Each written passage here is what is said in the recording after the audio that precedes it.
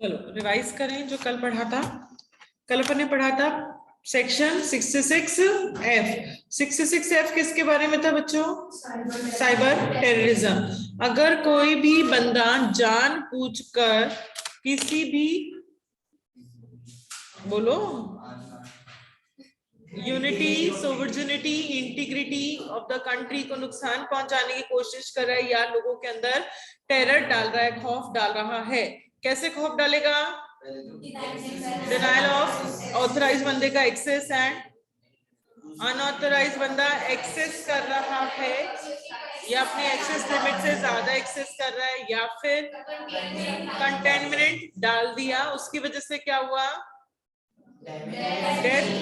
Death हो सकती है, इंजरीज हो सकती हैं, प्रॉपर्टी पे डैमेज हो सकता है, एसेंशियल सर्विसेज जो है लाइफ की उसको नुकसान पहुंच सकता है।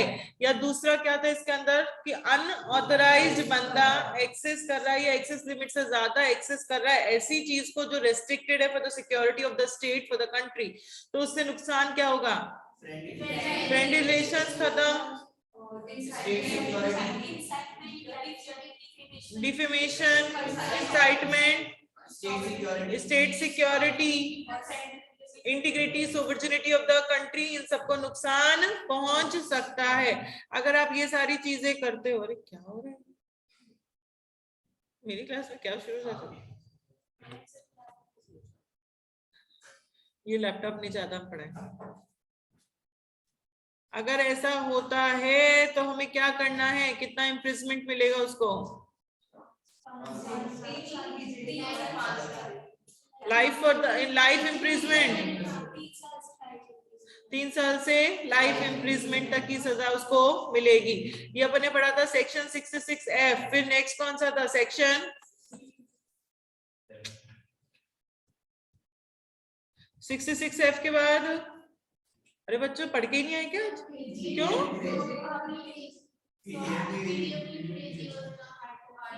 अरे मैं पीडीएफ नहीं भेजी था, आपने मुझे याद नहीं दिलाई। तो मुझे बोलते ना पीडीएफ के लिए। तो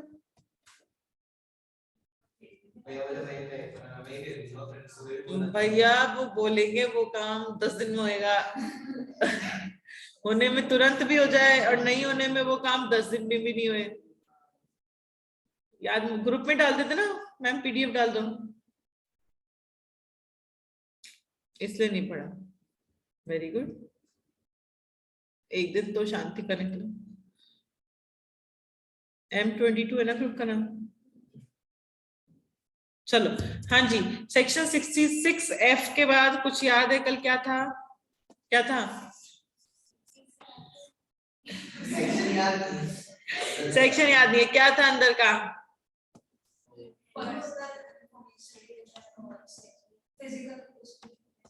फिजिकल रिलेशंस, ऑब्सेंस और ऑफेंसिव रूट को इंफॉर्मेशन को लीक आउट कर रहा है या उसकी वजह से वो इंफॉर्मेशन लीक आउट हो रही है, तो हमें क्या पता?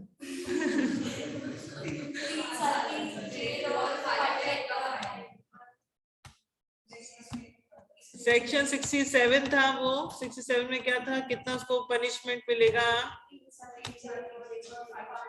ये आज इम्पॉसिबल है इस लैपटॉप पे एक्सेस करना।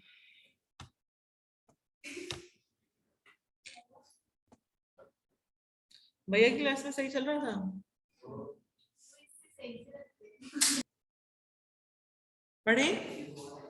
पढ़े बच्चों? चलो हाँ जी, नेक्स्ट टॉपिक आज हम पढ़ेंगे that is CBS IT environment. जो CBS है कोर बैंकिंग सिस्टम है, उसका अपन एनवायरनमेंट पढ़ने जा रहे हैं। बेसिकली उसमें कौन से सर्वर्स काम में लिए जाते हैं, क्योंकि बैंकिंग के सॉफ्टवेयर के लिए या जो भी सॉफ्टवेयर आप चला रहे हो उसमें क्लाइंट चाहिए होगा, आपको सर्वर चाहिए होगा। क्लाइंट मतलब वो मशीन जो कुछ भी सर्विस मांगता है, और सर्वर मतलब वो मशीन जो कोई भी सर्विस देता है।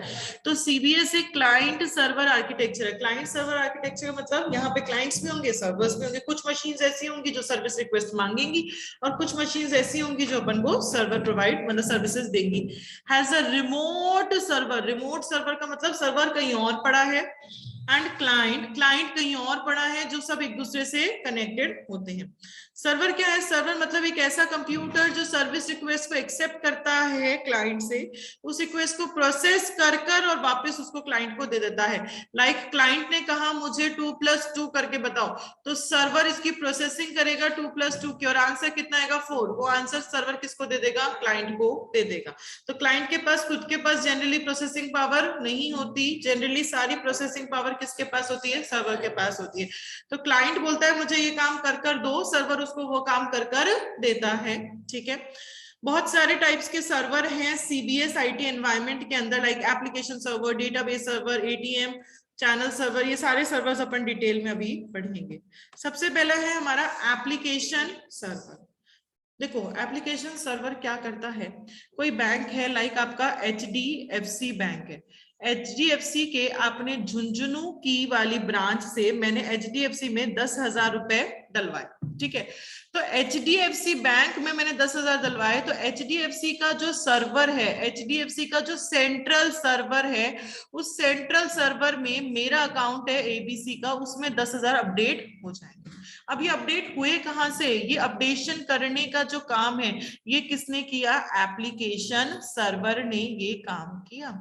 अब मेरी एक और HDFC की जो ब्रांच है वो मुंबई में भी ब्रांच है, दिख रहा है ना आप लोगों को? हाँ, मुंबई में ब्रांच है। उस मुंबई वाली ब्रांच से मैंने 5,000 निकाल लिए, तो जो मेन सर्वर है वहां से मेरे 5,000 माइनस हो जाने चाहिए थे। मेरा बैलेंस कितना होना चाहिए था? 5,000 का होना चाहिए था। ये माइनस का काम कौन कर रहा है? आपका एप्लीकेशन सर्वर। तो अब बैंक की किसी भी ब्रांच से कोई भी ऑपरेशन परफॉर्म करो, कोई भी ATM से, कोई भी ब्रांच से आप कोई भी काम करते हो, वो काम जो है वो काम अपडेशन का, सेंट्रल सर्वर पे अपडेशन या डेटाबेस सर्वर में अपडेशन का काम कौन कर रहा है? एप्लीकेशन सर्वर करता है। क्लाइंट कभी खुद नहीं कर सकता, ये काम कौन कर रहा है? Application server. तो मैंने बैंक की किसी भी ब्रांच से कोई भी काम किया, वो काम डेटाबेस सर्वर में जो अपडेशन का जो काम करेगा वो कौन करेगा? एप्लीकेशन सर्वर करेगा। डेटाबेस में अब कितना होगा? 5,000 का। अगर आपने कोई सपोज कोई जयपुर की ब्रांच है, उसमें से आपने 2,000 रुपए और डलवा दिए, तो एप्लीकेशन सर्वर आपके अकाउंट में 2,000 और प्लस कर देगा, डेटाबेस सर्वर में 2,000 और प्लस कर देगा। डेटाबेस सर्वर मतलब जहां डेटा पड़ा है, तो अब मुझे कितना दिखेगा कि मेरे पास बैलेंस कितना है? 7,000 का। तो जो भी काम आप किसी भी ब्रांच से करते हो, सारे काम को डेटाबेस में अपडेट करने का काम कौन करता है? आपका एप्लीकेशन सर्वर करता है। समझ में आ गया एप्लीकेशन सर्वर क्या होता है? नेक्स्ट है इसके अंदर, that is database server. Database server नाम से समझ में आ रहा है, जहां पे बैंक का एंटायर डेटा रखा जाएगा, जितना भी डेटा है HDFC बैंक, उसकी चाहे ब्रांच 1 हो, चाहे ब्रांच 2 हो, चाहे कोई ATM से करे, चाहे कोई मोबाइल बैंकिंग करे, चाहे कोई नेट बैंकिंग करे, और किसी भी कस्टमर, चाहे A कस्टमर हो, चाहे B, चाहे C, सब कस्टमर्स का डेटा कहाँ रखा जाएगा? आपका डेटाबेस सर्वर में रखा जाएगा। तो डेटा यहाँ पे कस्टमर्स का भी रखा जा सकता है, जैसे कि कस्टमर का डेटा, उसके एम्प्लॉय का डेटा, उसकी बेस रेट्स, FD की रेट्स, लोन की रेट, ये सारी जो भी बैंक में डेटा काम आने वाला है कि FD किस रेट पे देना है, किस रेट ऑफ इंटरेस्ट पे FD रखना है मुझे, लोन किस रेट ऑफ इंटरेस्ट पे देना, होम लोन देना है, एजुकेशन लोन देना है, कौन सा लोन की क्या रेट ऑफ इंटरेस्ट होगी, सारी जो डिटेल, सारा जो डेटा होगा वो कहाँ स्टोर किया जाएगा? Database server. तो एप्लीकेशन सॉफ्टवेयर अभी आपने देखा वो एक्सेस कर सकता है डेटाबेस सर्वर को। एप्लीकेशन सर्वर जो है वो एक्सेस कर पा रहा है डेटाबेस सर्वर को। डेटा जो है वो बहुत सिक्योर होना चाहिए, उसको कोई भी अनऑथराइज चेंजेस नहीं होने चाहिए, सिर्फ एक्सेस टू ऑथराइज बंदा, सिर्फ ऑथराइज बंदा ही डेटाबेस सर्वर को एक्सेस कर पाए, अनऑथराइज बंदा उसको चेंजेस ना कर पाए, क्योंकि पैसों की बातें कोई भी कुछ भी बदल सकता है। इसके लिए, उसकी मेंटेनेंस के लिए एक बंदा हायर किया जाता है, उस बंदे का नाम होता है डेटाबेस एडमिनिस्ट्रेटर।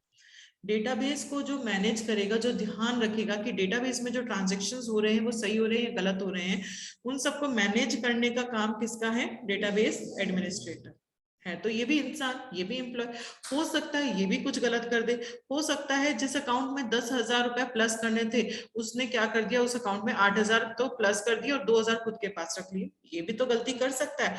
तो जो डेटाबेस एडमिनिस्ट्रेटर भी जो करेगा, उसकी जितने भी एक्टिविटीज वो कर रहा है, वो सारी एक्टिविटीज को क्या किया जाता है? मॉनिटर किया जाता है, और सारी एक्टिविटीज का एक लॉग बनाया जाता है। लॉग का मतलब, लॉग का मतलब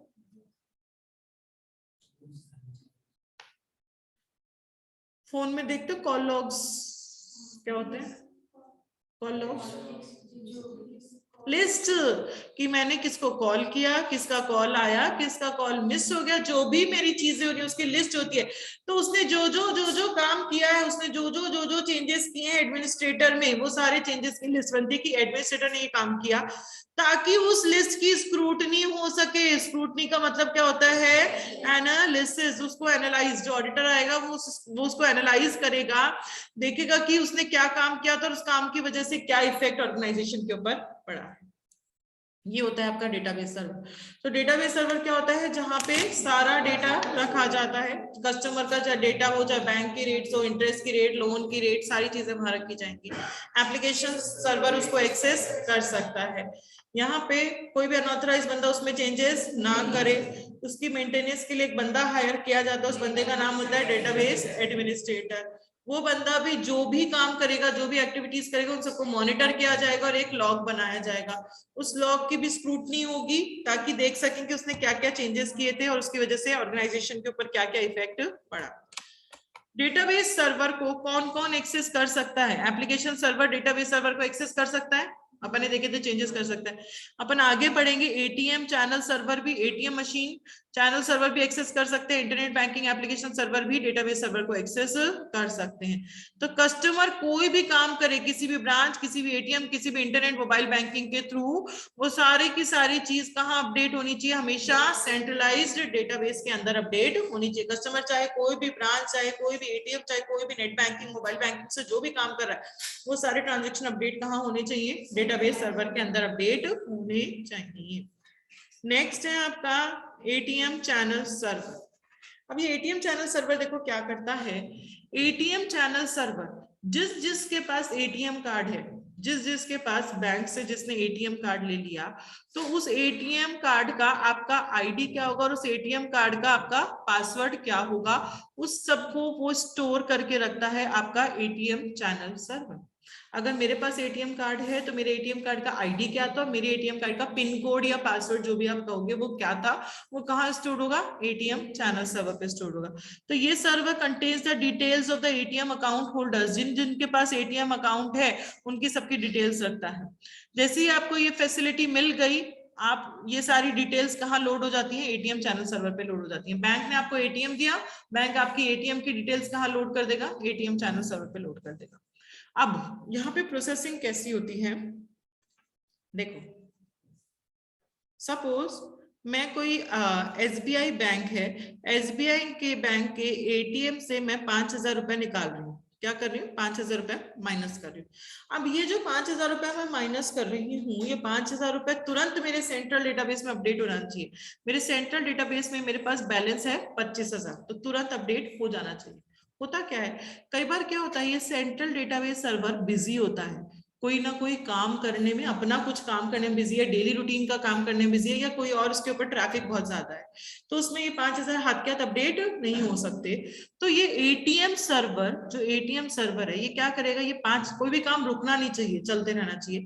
इस 5,000 जो आपने माइनस किए हैं, इसकी वो लिस्ट रख देगा अपनी पीबीएफ फाइल में।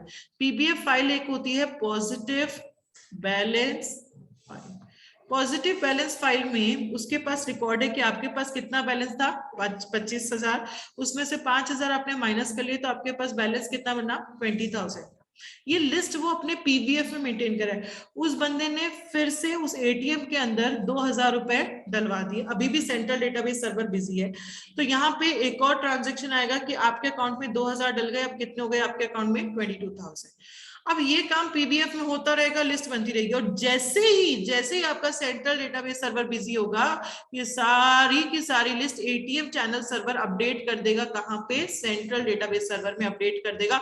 वहां अपडेट कर देगा कि पहले बंदे ने 5 निकाले, फिर बंदे ने 2 डाले, तो अब उसके पास कितने बचे? 22,000 उसके पास बचे। हमें हमेशा बैलेंस सही दिखेगा, हमें गलत नहीं दिखेगा, पर इंटरनली काम ऐसा चल रहा होगा कि अगर आपका सेंट्रल डेटाबेस सर्वर कहीं किसी काम में बिजी है, तो एटीएम चैनल सर्वर वो जो आपने ट्रांजैक्शन किया है एटीएम के थ्रू, वो ट्रांजैक्शन की डिटेल्स पीडीएफ में भेजता है पॉजिटिव बैलेंस फाइल में। फिर जैसे ही आपका सेंट्रल डेटाबेस सर्वर फ्री होता है तो वो जो ट्रांजेक्शन की डिटेल जो पीबीएफ में थी, पीबीएफ से वो ट्रांजेक्शन की डिटेल किस में चली जाती है, आपकी सेंट्रल डेटाबेस सर्वर में चल जाती है। इससे हुआ क्या, ना तो आपका काम रुका और सेंट्रल डेटाबेस सर्वर हमेशा अप टू डेट रहता है, उसमें कोई भी ट्रांजेक्शन मिस नहीं होता है। ये होता है आपका एटीएम चैनल सर्वर। यहाँ पे अगर कोई सेंट्रल डेटाबेस सर्वर बिजी है कोई भी एंड ऑफ द काम करने के लिए, तो कस्टमर का बैलेंस एटीएम स्विच में चला जाता है, उस फाइल का नाम होता है पीबीएफ, पॉजिटिव बैलेंस फाइल।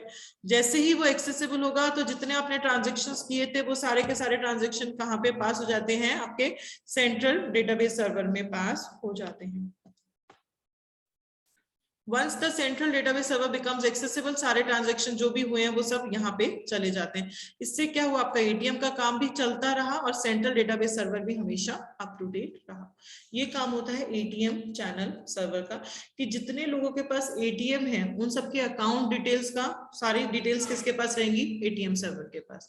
कि अकाउंट डिटेल्स, उस बंदे का आईडी, उस बंदे का पासवर्ड और उसके अकाउंट में कितना बैलेंस है, ये सारी डिटेल्स उसके पास रहेंगी। जैसे ही किसी बंदे ने एटीएम का कोई काम किया और अगर सेंट्रल डेटाबेस सर्वर बिजी है तो ये ट्रांजैक्शन पास ऑन हो जाता है to the PBF, positive balance file में। जैसे ही वो एक्सेसिबल होता है पीबीएफ से वो सारे ट्रांजैक्शन चले जाते हैं सेंट्रल डेटाबेस सर्वर्स के पास। इससे क्या होता है, ना तो हमारा काम रुका, ना ही वो कोई ट्रांजैक्शन मिस हुआ, वो हमेशा अपडेटेड रहता है। तो अपन ने अभी तक 3 सर्वर्स पढ़ लिए, कौन से application server, application server, database server and ATM channel server. Next अपन पढ़ेंगे internet banking channel server, IBCS, internet banking channel server. यहाँ क्या होता है, जो भी बंदे नेट बैंकिंग कर रहे हैं, नेट बैंकिंग का मतलब बच्चों, जो भी लोग डेस्कटॉप से बैंकिंग का काम कर रहे हैं, जनरली डेस्कटॉप या इसमें लैपटॉप तक आता है, मोबाइल फोन इसमें नहीं आते। तो जो भी आप बैंकिंग का काम लैपटॉप से कर रहे हो या बैंकिंग का काम अपने डेस्कटॉप से कर रहे हो, उस चीज को इंटरनेट बैंकिंग कहा जाता है। तो इंटरनेट बैंकिंग सर्वर क्या करता है, यहाँ पे स्टोर किया जाता है user name and passwords of all the internet banking customers. जो भी बंदे डेस्कटॉप से इंटरनेट बैंकिंग कर रहे हैं, जो भी बंदे डेस्कटॉप से बैंकिंग कर रहे हैं, उनका क्या यूजर नेम और क्या पासवर्ड है वो यहाँ पे स्टोर किया जाएगा इंटरनेट बैंकिंग सर्वर के अंदर। Internet banking server also contains the details about the branch to which the customer belong. Customer किस ब्रांच से बिलोंग करता है, SBI ब्रांच, SBI बैंक की झुंझुनू वाली, मंडावा मोड़ वाली ब्रांच से वो बिलोंग करता है, वो सारी डिटेल्स यहाँ पे स्टोर होंगी, उसका यूजर नेम, उसका पासवर्ड और उसकी ब्रांच डिटेल्स। अगर किसी कस्टमर को इंटरनेट बैंकिंग करना है तो सबसे पहले उसको बैंक की वेबसाइट ओपन करनी पड़ती है, उसमें अपना यूजर नेम और पासवर्ड डालना पड़ता है। समझ में आ गया। इंटरनेट बैंकिंग चैनल सर्वर क्या करता है, एटीएम सर्वर क्या करता था, जिनके पास एटीएम है उनकी अकाउंट डिटेल्स अपने पास रखेगा, और इंटरनेट बैंकिंग चैनल सर्वर क्या करता है, जो भी बंदे नेट बैंकिंग करना चाहते हैं उनका यूजर नेम पासवर्ड अपने पास रखेगा, और वो कौन सी ब्रांच से बिलोंग करते हैं वो अपने पास ये स्टोर कर रखेगा। Then internet banking application server, बच्चों दो अलग अलग चीजें, एक तो था एप्लीकेशन सर्वर और एक था internet banking application server. Application server मतलब आपने किसी भी ब्रांच से कोई भी काम किया हो, चाहे वो मोबाइल फोन से भी आपने काम किया हो, तो वो सारा ट्रांजैक्शन अपडेट हो जाएगा। Internet banking application server, internet banking application server में क्या होगा, डेस्कटॉप। आप लोग चाहो तो लिख सकते हो, अगर आप डेस्कटॉप से कोई भी ट्रांजैक्शन करते हो, वहां तो मोबाइल फोन से भी कर पा रहे थे हम, यहाँ अगर हम डेस्कटॉप से जो भी काम करते हैं वो IBAS के थ्रू करते हैं हम, इंटरनेट बैंकिंग ऐप डेस्कटॉप या इसको लैपटॉप भी यहाँ पे कंसिडर किया जाता है। तो डेस्कटॉप या लैपटॉप के थ्रू आप जो भी काम करते हो वो इंटरनेट बैंकिंग एप्लीकेशन सर्वर में आएगा। अब ये सर्वर क्या करता है, देखो, Internet banking software which is stored in internet banking application server authenticates the customer with login details stored in internet banking channel server. ये क्या करता है, उसका ऑथेंटिकेशन चेक करता है। यूजर आया, यूजर को HDFC बैंक में कोई HDFC बैंक की नेट बैंकिंग करनी है, तो यूजर ने HDFC की वेबसाइट खोली, HDFC की वेबसाइट में उसने अपना यूजर ID डाला और उसने अपना पासवर्ड डाला। ये यूजर आईडी पासवर्ड किसके पास जाएगा, इंटरनेट बैंकिंग एप्लीकेशन सर्वर के पास। ये एप्लीकेशन सर्वर इसको भेजेगा इंटरनेट बैंकिंग चैनल सर्वर के पास, जिसमें स्टोर्ड था कि अगर यूजर ए है तो उसका पासवर्ड 123 होना चाहिए। यहां से वो मैचिंग होगी, ऑथेंटिकेशन चेक होगा कि ए वाले बंदे ने 123 डाला है नहीं डाला। अगर ए वाले ने 425 डाल दिया तो मतलब आपने पासवर्ड गलत डाला है, आप उसको ओपन नहीं कर सकते। तो यहाँ पे ऑथेंटिकेशन चेक होगा कि वो बंदे ने अपना आईडी पासवर्ड सही डाला है या नहीं डाला, जो logging details internet banking channel server में स्टोर थी। ऑथेंटिकेशन प्रोसेस का मतलब क्या होता है, जो डिटेल्स कस्टमर ने दी है वो डिटेल्स आप कंपेयर करते हो वहां पे जहां पे वो ऑलरेडी स्टोर्ड है, देखने के लिए कि कस्टमर जेन्युइन है या नहीं है, उसको इंटरनेट बैंकिंग फैसिलिटी मिल सकती है नहीं मिल सकती। तो मतलब IBAS IBCS को बोलेगा कि कस्टमर ए जो है उसका पासवर्ड 123 है या नहीं है। IBCS कहेगा हाँ, वो अपने डेटाबेस में मैच करेगा, हाँ ए वाले का पासवर्ड 123 होना चाहिए, हाँ तो मतलब आप उस वेबसाइट को ओपन कर सकते हो, हम आप अपनी बैंक का ट्रांजेक्शन परफॉर्म कर सकते हो। तो इंटरनेट बैंकिंग एप्लीकेशन सर्वर का काम क्या है, ऑथेंटिकेशन को चेक करना, उसका आईडी पासवर्ड को मैच करवा कर देखा जाता है कि वो बंदा रिलायबल पर्सन है या नहीं, ऑथराइज बंदा है या नहीं है। समझ में आ गया। देन नेक्स्ट है इसके अंदर, that is web server. Web server मतलब क्या होता है, जो भी वेबसाइट्स होती हैं, आप कोई भी वेबसाइट अगर ओपन करना चाहते हो तो उस वेबसाइट को आप कभी भी डायरेक्टली ओपन नहीं कर सकते, उसके लिए वेब सर्वर, अपनी रिक्वेस्ट वेब सर्वर के पास जाती है, वेब सर्वर से रिक्वेस्ट वेबसाइट के पास जाती है, फिर वो वेब पेज ओपन कर हमें दिखाता है। तो वेब सर्वर मतलब एक ऐसा मीडियम जिसके ऊपर वेबसाइट होस्ट करती है। अगर कोई भी वेबसाइट को चलाना है इंटरनेट के ऊपर तो उसके लिए मुझे वेब सर्वर से हेल्प लेनी पड़ती है। वेब सर्वर पे ही वेबसाइट चलती है, बिना वेब सर्वर के किसी भी कोई भी वेबसाइट आपकी नहीं चल सकती। So web servers are used to host all the web services and internet related software. All the online requests and websites are hosted and serviced through the web server. जितनी भी अपनी इंटरनेट पे request, मैं कहती हूँ YouTube open करो तो मेरी रिक्वेस्ट किसके पास जाती है, वेब सर्वर के पास। वेब सर्वर ढूंढ के लाता है YouTube को और मेरे लिए उसको ओपन कर देता है। तो बिना वेब सर्वर के कोई वेबसाइट आपकी नहीं चल सकती। जो वेब सर्वर होता है वो HTTP ट्रांसफर प्रोटोकॉल काम में लेता है, हाइपर टेक्स्ट ट्रांसफर प्रोटोकॉल काम में लिया जाता है यहाँ पे वेब पेजेस को दिखाने के लिए जो भी यूजर ने उसे मांगे। Dedicated computers appliance may be referred to as web servers, उनको web servers कहा जा सकता है। All the computers that host websites must have a web server, सबके पास web server होना ही चाहिए। Then next है इसके अंदर हमारा proxy server। कभी किसी ने नाम सुना हो proxy?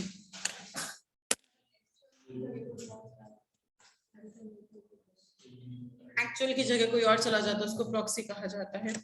कई बार क्या होता है, कोई इंस्टीट्यूट है वहां पे आपको सोशल मीडिया ओपन करना बैन होता है कि आप FB ओपन करोगे आप नहीं कर सकते, आप इंस्टा ओपन करोगे आप नहीं कर सकते, आप यूट्यूब ओपन करोगे आप नहीं कर सकते। बहुत सारे इंस्टीट्यूट्स में ऐसा बैन होता है। फिर भी जो बच्चे होते हैं वो इतने तिगड़मबाज होते हैं, वो उसका प्रॉक्सी लिंक निकाल लेते हैं। आपको अब ये नहीं लिखना www.youtube.com, ये लिखने से तो ऑब्वियसली वो वेबसाइट आपकी ओपन नहीं होगी, क्योंकि ऑर्गेनाइजेशन ने उसको बैन कर रखा है कि हमारी ऑर्गेनाइजेशन में ये ओपन नहीं हो सकती। आप कुछ और अलग सा लिंक डालेंगे और आपका यूट्यूब ओपन हो जाता है। उसी को क्या कहा जाता है, प्रॉक्सी कहा जाता है। कि आपके पास जब किसी चीज के लिए डायरेक्ट पाथ अवेलेबल नहीं है किसी साइट को ओपन करने के लिए, तो आप उसका इनडायरेक्ट पाथ ढूंढते हो टू ओपन दैट वेबसाइट, उसको क्या कहा जाता है, प्रॉक्सी सर्वर कहा जाता है। So proxy server is a computer that offers a computer network service to allow the clients to make indirect network connection to other network services. Indirect network connection, आपको YouTube direct open नहीं कर सकते, indirectly आपको YouTube open करने देगा। A client connects to the proxy servers, वो अपने आप को कनेक्ट करता है, फिर कनेक्शन की रिक्वेस्ट करेगा और फिर उसके पास जो रिसोर्सेज होंगे वो उसको दिखा देगा। The proxy provides the resource either by connecting to the specified server or by serving it from the cache. Proxy server कैसे दिखाता है, अगर उसके पास खुद के पास है वो तो खुद के पास दिखा देगा, नहीं अपने आप को प्रॉक्सी सर्वर किसी और से कनेक्ट करेगा और वहां से वो उठाकर लाकर आपको वो वेबसाइट दिखा देगा। It serves as an intermediary between the user and the website they browse for. उनके बीच में एक इंटरमीडियरी जैसे एक्ट करता है प्रॉक्सी सर्वर। एंड लास्ट है इसके अंदर एंटीवायरस सॉफ्टवेयर सर्विस। क्या होगा बच्चों, एंटीवायरस के जो सॉफ्टवेयर आते हैं उनका डेटा जहां स्टोर होगा वो एंटीवायरस सॉफ्टवेयर सर्वर में होगा, जो वायरस को स्कैन करते हैं कि आपके कंप्यूटर में कोई वायरस ना आ जाए। तो ये सर्वर क्या करता है, होस्ट एंटीवायरस सॉफ्टवेयर को होस्ट करता है, जो इंश्योर करेगा कि जो भी सॉफ्टवेयर आप बना रहे हो वो पहले स्कैन किया जाएगा ताकि कोई वायरस उसके अंदर कोई मालवेयर ना आ जाए। तो ये है आपका CBS का IT एनवायरनमेंट। इसके अंदर आपने बहुत सारे सर्वर्स पढ़े हैं। क्या क्या पढ़े हैं? पहला है आपका एप्लीकेशन सर्वर, मतलब आप बैंक की किसी भी ब्रांच से कोई भी ट्रांजेक्शन करो, वो सारे ट्रांजेक्शन कहाँ जाकर अपडेट हो जाएंगे? बैंक के डेटाबेस सर्वर में जाकर अपडेट हो जाएगा। नेक्स्ट क्या पढ़ा? डेटाबेस सर्वर, जहां बैंक का सारा डेटा रखा है, कस्टमर का डेटा रखा है। एप्लीकेशन सर्वर उसको एक्सेस कर सकता है, अनऑथराइज्ड बंदा एक्सेस चेंजेस ना करे, उसको मैनेज करने के लिए एक बंदा है, दैट इज डेटाबेस एडमिनिस्ट्रेटर। वो भी जो काम करेगा उसको मॉनिटर किया जाएगा, उसका लॉग रखा जाएगा और उस लॉग की स्क्रूटनी होगी।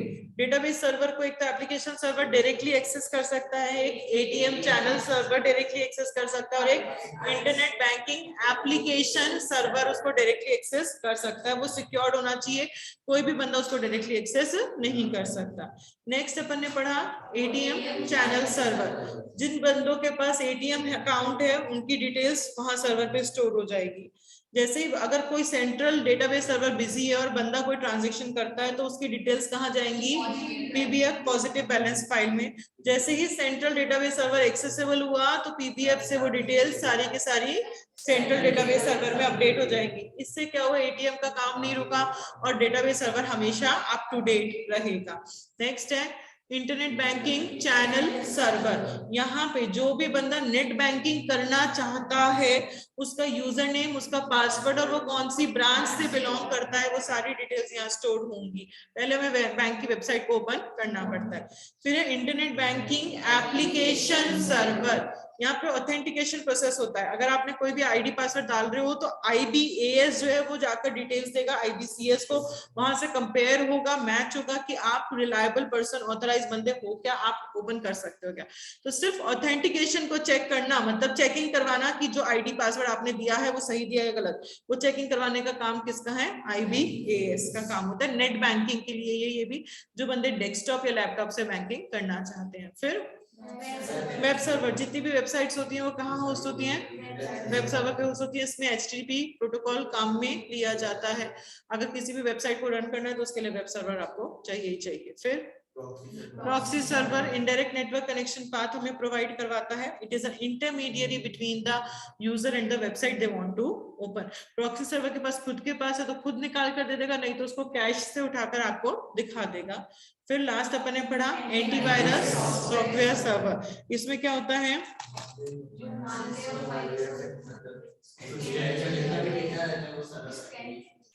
सारा डेटा यहाँ पे चेकिंग होती है।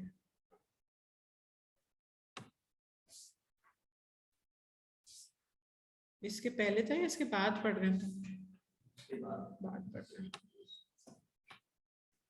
हाँ जी, समझ में आ गए। CBS IT एनवायरनमेंट हमसे पूछा जाए तो हमें ये सारे सर्वर्स के बारे में वहां पे बताकर आना है। नेक्स्ट टॉपिक हम पढ़ेंगे that is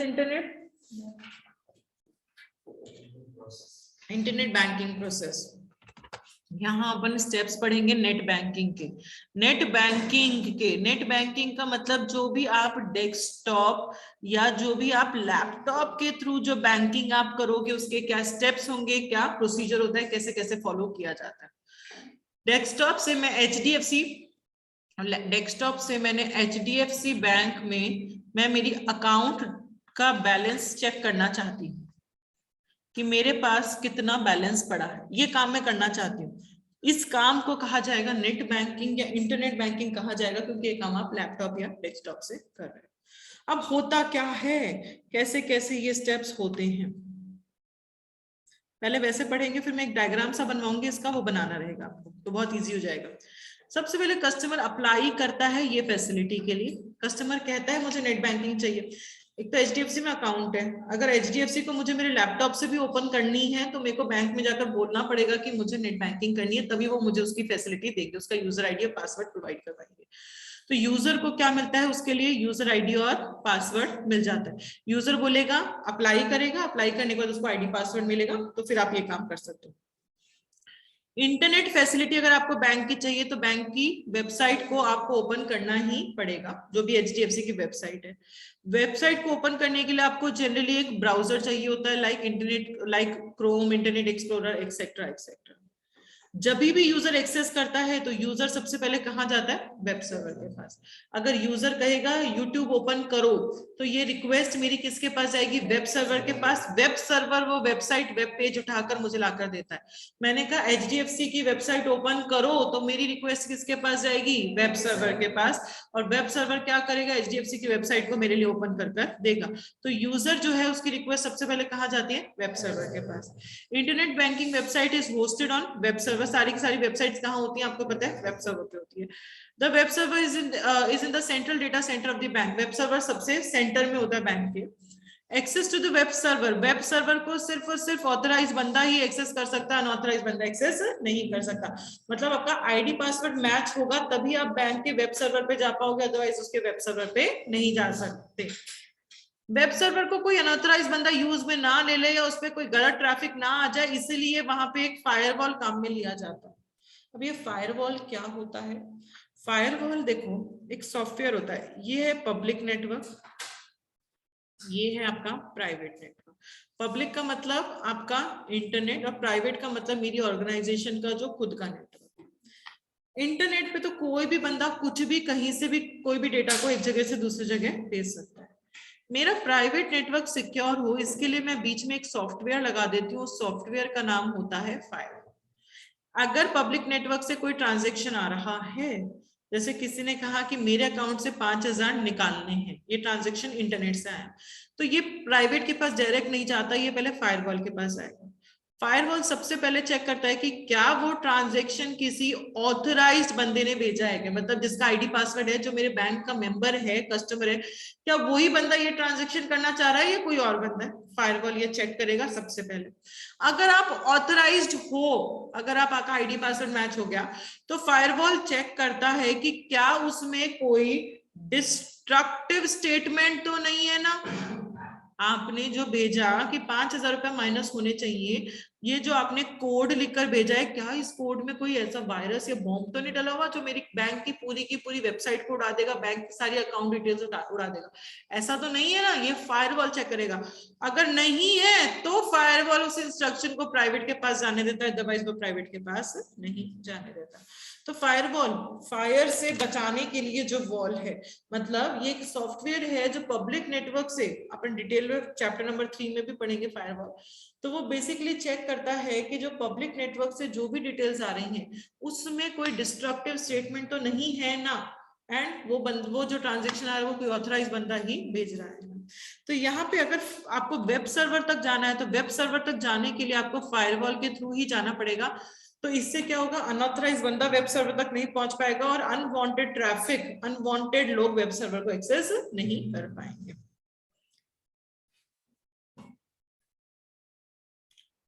An individual who access the website of the bank through the browser will be able to access the web server and there will be display of the bank web page on the screen of the client computer. जो भी बंदा bank की website को access कर पा रहा है, मतलब आईडी पासवर्ड डाल रहा है, तो आईडी पासवर्ड की डिटेल्स उसकी वेब सर्वर के पास जाएंगी और उसके बाद उसका वेब पेज ओपन हो जाएगा और उसमें सारी डिटेल्स दिख जाएंगी। वेब पेज में जनरली वही सब होता है जो आपके इंटरेस्ट का होता है, जो भी कस्टमर को चाहिए वो सारा वेब पेज होता है। वेब पेज में ही एक जगह पे ऑप्शन आता है कि आपको अपना क्या डालना है, यूजर आईडी पासवर्ड। जैसे फेसबुक का रजिस्ट्रेशन पेज मान लो, फेसबुक का लॉगिन पेज मान लो, तो लॉगिन पेज में हमें क्या डालना पड़ता है, हमारा आईडी और पासवर्ड डालना पड़ता है। पासवर्ड कभी भी डायरेक्ट नहीं दिखता, पासवर्ड आपका एनक्रिप्टेड फॉर्म में होता है। अब होता क्या है, देखो यूजर ने डाली अपनी आईडी पासवर्ड, यूजर ने, मैंने डाल दिया मेरा आईडी एंड पासवर्ड। ये आईडी पासवर्ड मेरा जाएगा वेब सर्वर के पास। वेब सर्वर इसको आईडी पासवर्ड को उठाकर किसको देगा, इंटरनेट बैंकिंग एप्लीकेशन सर्वर। वो क्या करता है, ऑथेंटिकेशन का काम करता है। ये कहां से चेक करेगा, IBCS से चेक करेगा। तो वेब सर्वर क्या करेगा, फॉरवर्ड करेगा कस्टमर की details to the internet banking application server, जो चेक करेगा इंटरनेट बैंकिंग डेटाबेस सर्वर। देखो IDBS का फुल फॉर्म होता है इंटरनेट बैंकिंग डेटाबेस सर्वर। ये वही सर्वर होता है, IPCS का ही दूसरा नाम होता है। IPCS अपन पढ़ चुके, that is internet banking channel server. तो आप लोग ये लिख लो, कंफ्यूज मत होना पढ़ते वक्त। ये डेटाबेस सर्वर मैं सेंट्रल डेटाबेस को कह रही हूँ, नहीं, मैं चैनल सर्वर को ही इंटरनेट बैंकिंग डेटाबेस सर्वर कह रही हूँ। तो अगर चाहे वो IBDS लिख दे, चाहे वो IBCS लिख दे, one of the same thing, ये कोई अलग अलग बातें नहीं है।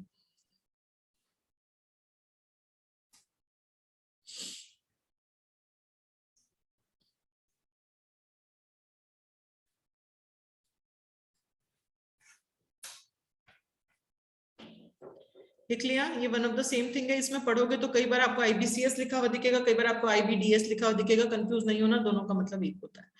तो क्या हुआ, यूजर ने अपना ID पासवर्ड डाला वेब सर्वर के पास, वेब सर्वर ने डाला इंटरनेट बैंकिंग एप्लीकेशन सर्वर को, एप्लीकेशन सर्वर ने चैनल सर्वर। चैनल सर्वर वो सर्वर है जहां पे सारी डिटेल स्टोर्ड है, जिस भी बंदे को नेट बैंकिंग एक्सेस करना है उसका आईडी पासवर्ड वहां स्टोर्ड है। चैनल सर्वर बताएगा कि वो आईडी पासवर्ड सही है या नहीं है, उसको वेरीफाई किया जाएगा। और वो एप्लीकेशन सर्वर को बताएगा, एप्लीकेशन सर्वर से वेब सर्वर, और वेब सर्वर से यूजर को दिख जाएगा। कई बार क्या होता है, information not tally, not tally मतलब आईडी गलत है या पासवर्ड गलत है। मैंने कहा जो ABC बंदा है उसका पासवर्ड कितना है 1 2 3, हो सकता है उसका पासवर्ड 4 5 6 और मैंने गलती से क्या डाल दिया 1 2 3, तो वो मुझे मैसेज क्या आ जाएगा, एक्सेस डिनाइड, आप एक्सेस नहीं कर सकते क्योंकि आपका आईडी और पासवर्ड गलत है। कस्टमर को पता चलता है गलत है तो वो दोबारा से अपना आईडी पासवर्ड डाल सकता है। ज्यादातर जनरली 3 सच अटेम्प्ट अलाउ होते हैं। जैसे हमारा फोन होता है, हमारे फोन में हम लॉक कोड लगाते हैं, तो लॉक कोड अगर 5 बार आप लगातार गलत डाल दे तो वो कहता है आपको 30 सेकंड तक रुकना पड़ेगा, आप हाथ के हाथ अभी नहीं डाल सकते क्योंकि आपने 5 बार गलत डाल दिया है लॉक कोड। वैसे ही जनरली जो बैंक की वेबसाइट्स होती है, अगर आपने 3 बार आईडी या पासवर्ड गलत डाल दिया, 3 बार मैसेज आ गया एक्सेस डिनाइड एक्सेस डिनाइड, तो आपको एक बार रोक दिया जाता है, आपको उसी टाइम पे दोबारा आईडी पासवर्ड डालने की परमिशन नहीं होती, क्योंकि क्या पता कोई हैकर हो जो अलग अलग कॉम्बिनेशंस ट्राई कर रहा हो। तो 3 बार तक तो वो अलाउ करेगा, तीसरे के बाद वो एक बार आपको रोक देगा, आपको बोल देगा कि अब आपको आईडी पासवर्ड डाला हो तो कल ही ट्राई करना, आज आप ट्राई नहीं कर सकते। 3 सच अटेम्प्ट्स के बाद कस्टमर को लॉग आउट कर दिया जाता है सिक्योरिटी रीजंस के लिए। अगर और अटेम्प्ट अलाउ किए तो मतलब हो सकता है कोई हैकर उसको हैक करने की कोशिश कर रहा है। अगर आईडी पासवर्ड मैच हो गया, अगर आईडी पासवर्ड मैच हो गया, यूजर ने डाली रिक्वेस्ट अपनी आईडी और पासवर्ड, यूजर ने डाला आईडी,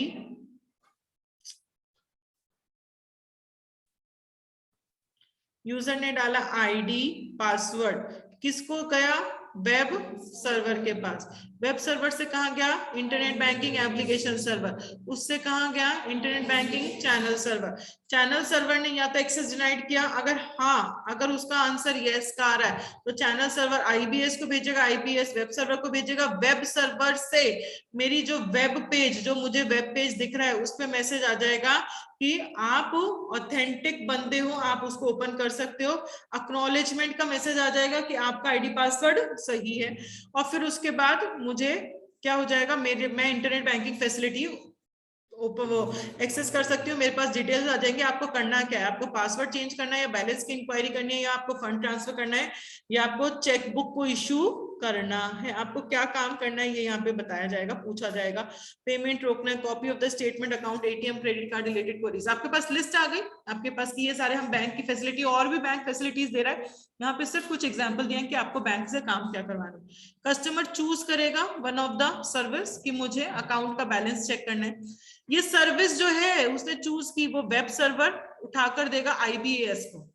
मैंने कहा कि मुझे क्या करना है, मुझे मेरा अकाउंट का बैलेंस चेक करना है, बैलेंस चेक करना है, ये मैंने बोला वेब सर्वर को, वेब सर्वर ने बोला इंटरनेट बैंकिंग एप्लीकेशन सर्वर को जो प्रोसेसिंग करेगा। इंटरनेट बैंकिंग एप्लीकेशन सर्वर जो एक्सेस कर पा रहा है internet banking database server for the further processing. Database server मतलब ये IBCS की बात करें, जहां सारा स्टोर्ड है, उसको एक्सेस कर पा रहा है जहां सारा डेटा स्टोर्ड है। इंटरनेट बैंकिंग डेटाबेस सर्वर मतलब चैनल सर्वर की मैं बात कर रही हूँ कि कस्टमर ने कहा कि मुझे मेरा अकाउंट का बैलेंस देखना है, तो चैनल सर्वर में तो लिखा हुआ है कि ये बंदा इस ब्रांच से बिलोंग करता है, उस ब्रांच में जाकर तो देखा जाएगा कि आपके अकाउंट का बैलेंस कितना पड़ा है, तो इसलिए वहां एक्सेस किया जाता है। अब ये जो चैनल सर्वर है will retrieve the data from the central database server. Channel server data कहां से उठा के लाएगा? डेटाबेस सर्वर से। वो डायरेक्टली एक्सेस नहीं कर सकता डेटाबेस सर्वर को, उसको फायरवॉल के थ्रू एक्सेस करना पड़ेगा। is expected to convert the data to suit the requirements of database channel server। कई बार क्या होता है, suppose internet banking database server में तो इंफॉर्मेशन सपोज इंग्लिश में स्टोर्ड है और चैनल सर्वर को हिंदी में समझ में आती है, तो ये जो बीच में आप फायरवॉल या बीच में जो आप मिडल वेयर काम में ले रहे हो, ये क्या करेगा? लैंग्वेज कन्वर्जन का काम करेगा। जो लैंग्वेज चैनल सर्वर के लिए कंफर्टेबल है उस लैंग्वेज में उस डेटा को वो कन्वर्ट कर देगा। फिर इंटरनेट बैंकिंग डेटाबेस सर्वर मतलब यहाँ पे इंटरनेट बैंकिंग चैनल सर्वर की बात कर रहे हैं अपन, वो फॉरवर्ड करेगा data to the IBS. IBS जो भी आपका स्टेटमेंट ऑफ अकाउंट आपने मांगा था वो आपको दिख जाएगा। IBCS then sends the data to IBS, IBS then sends the name same to the web browser, internet explorer को दिख जाएगा और हमारे वेब पेज पे हमें वो सर्विस दिख जाएगी। देखो क्या स्टेप्स हैं, अपन डायग्राम से समझते हैं और अच्छे से समझ में आएगा।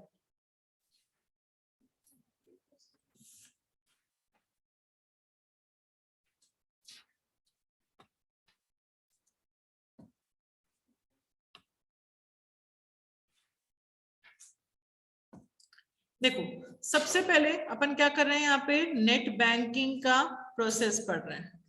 जो शुरू में बातें लिखी थी कि उसके लिए वेबसाइट ओपन करनी पड़ेगी, वेबसाइट के लिए आपके पास वेब पेज होना चाहिए, वेब पेज को ओपन करने के लिए वेब ब्राउजर चाहिए और आईडी पासवर्ड डालना पड़ेगा, फायरवॉल के थ्रू वेब सर्वर को एक्सेस कर पाओगे। वो शुरू की बातें मैं नहीं बता रही, मैं सिर्फ प्रोसेस बता रही हूँ, बाकी एग्जाम में वो शुरू की बातें भी लिख कर आ रही है जो 5-6 लाइनें शुरू में लिखी हुई। सबसे पहले यूजर आया, यूजर ने अपना आईडी पासवर्ड डाला, ठीक है। वो आईडी पासवर्ड की डिटेल्स उसकी किसके पास गई? वेब सर्वर के पास। वेब सर्वर वो डिटेल्स देगा internet banking application server, application server वो डिटेल देगा इंटरनेट बैंकिंग चैनल सर्वर, या इसी को कहा जा सकता है इंटरनेट बैंकिंग डेटाबेस सर्वर।